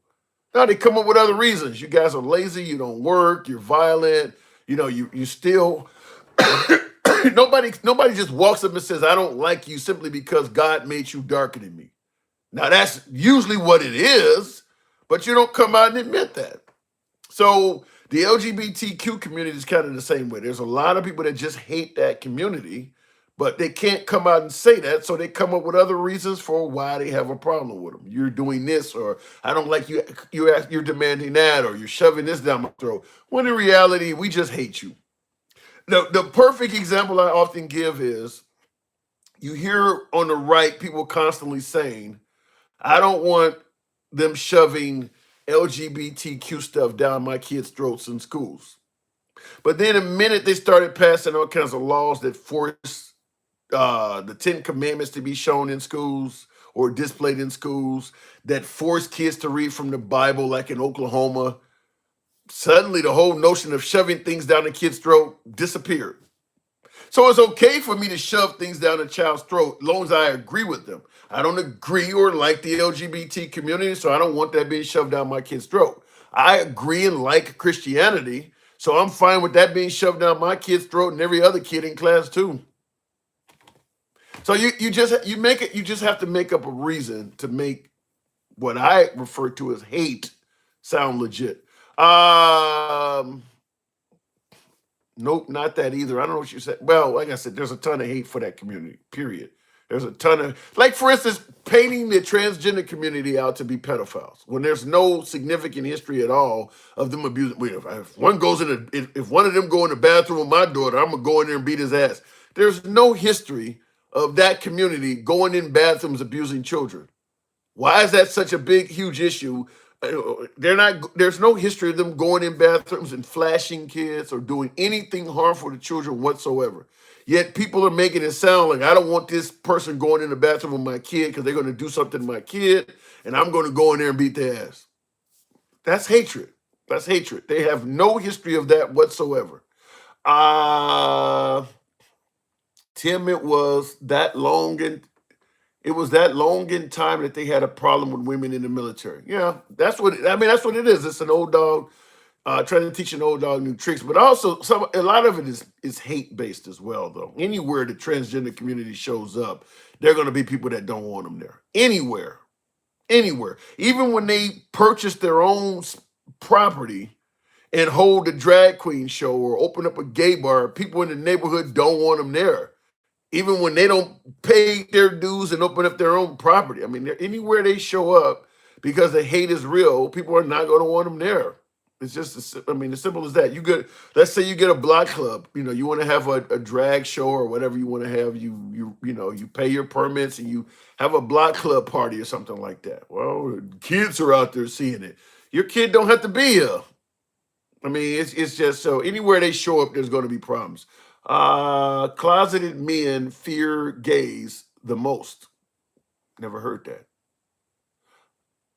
If a black and Mexican, what are you saying? This doesn't even sound like this is going anywhere, right? But I'm gonna leave. I guess that's a joke. If a black and Mexican are in a cop car, who's driving? Okay, now that's not. That don't sound like that's starting out to be racist at all. I'll just leave that alone. I'll leave it at there.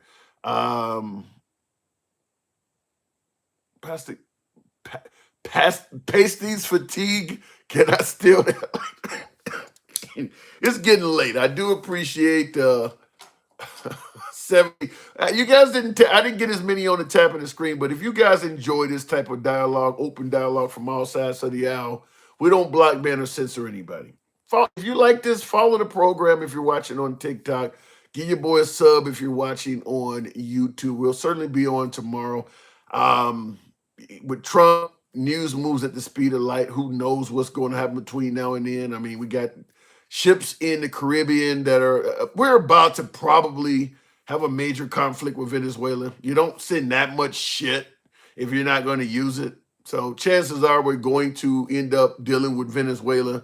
I don't know what's going to happen with all of these, Russia, India, China, probably North Korea and there's a lot going on right now. So we'll be out here tomorrow. Feel free to follow the program. Like I said, if you enjoy civilized dialogue from all sides of the aisle, what do I say? We go left of Bernie Sanders to I'm having dinner with Q. So everybody gets to speak on the program. We will be on Clapper also tomorrow. So we'll be on TikTok, YouTube, and Clapper. So until then, I'll catch you guys. Y'all take care. Have a good night. It's your boy Tim, the handsome liberal. I'm out. Catch you later. Don't know why that came up.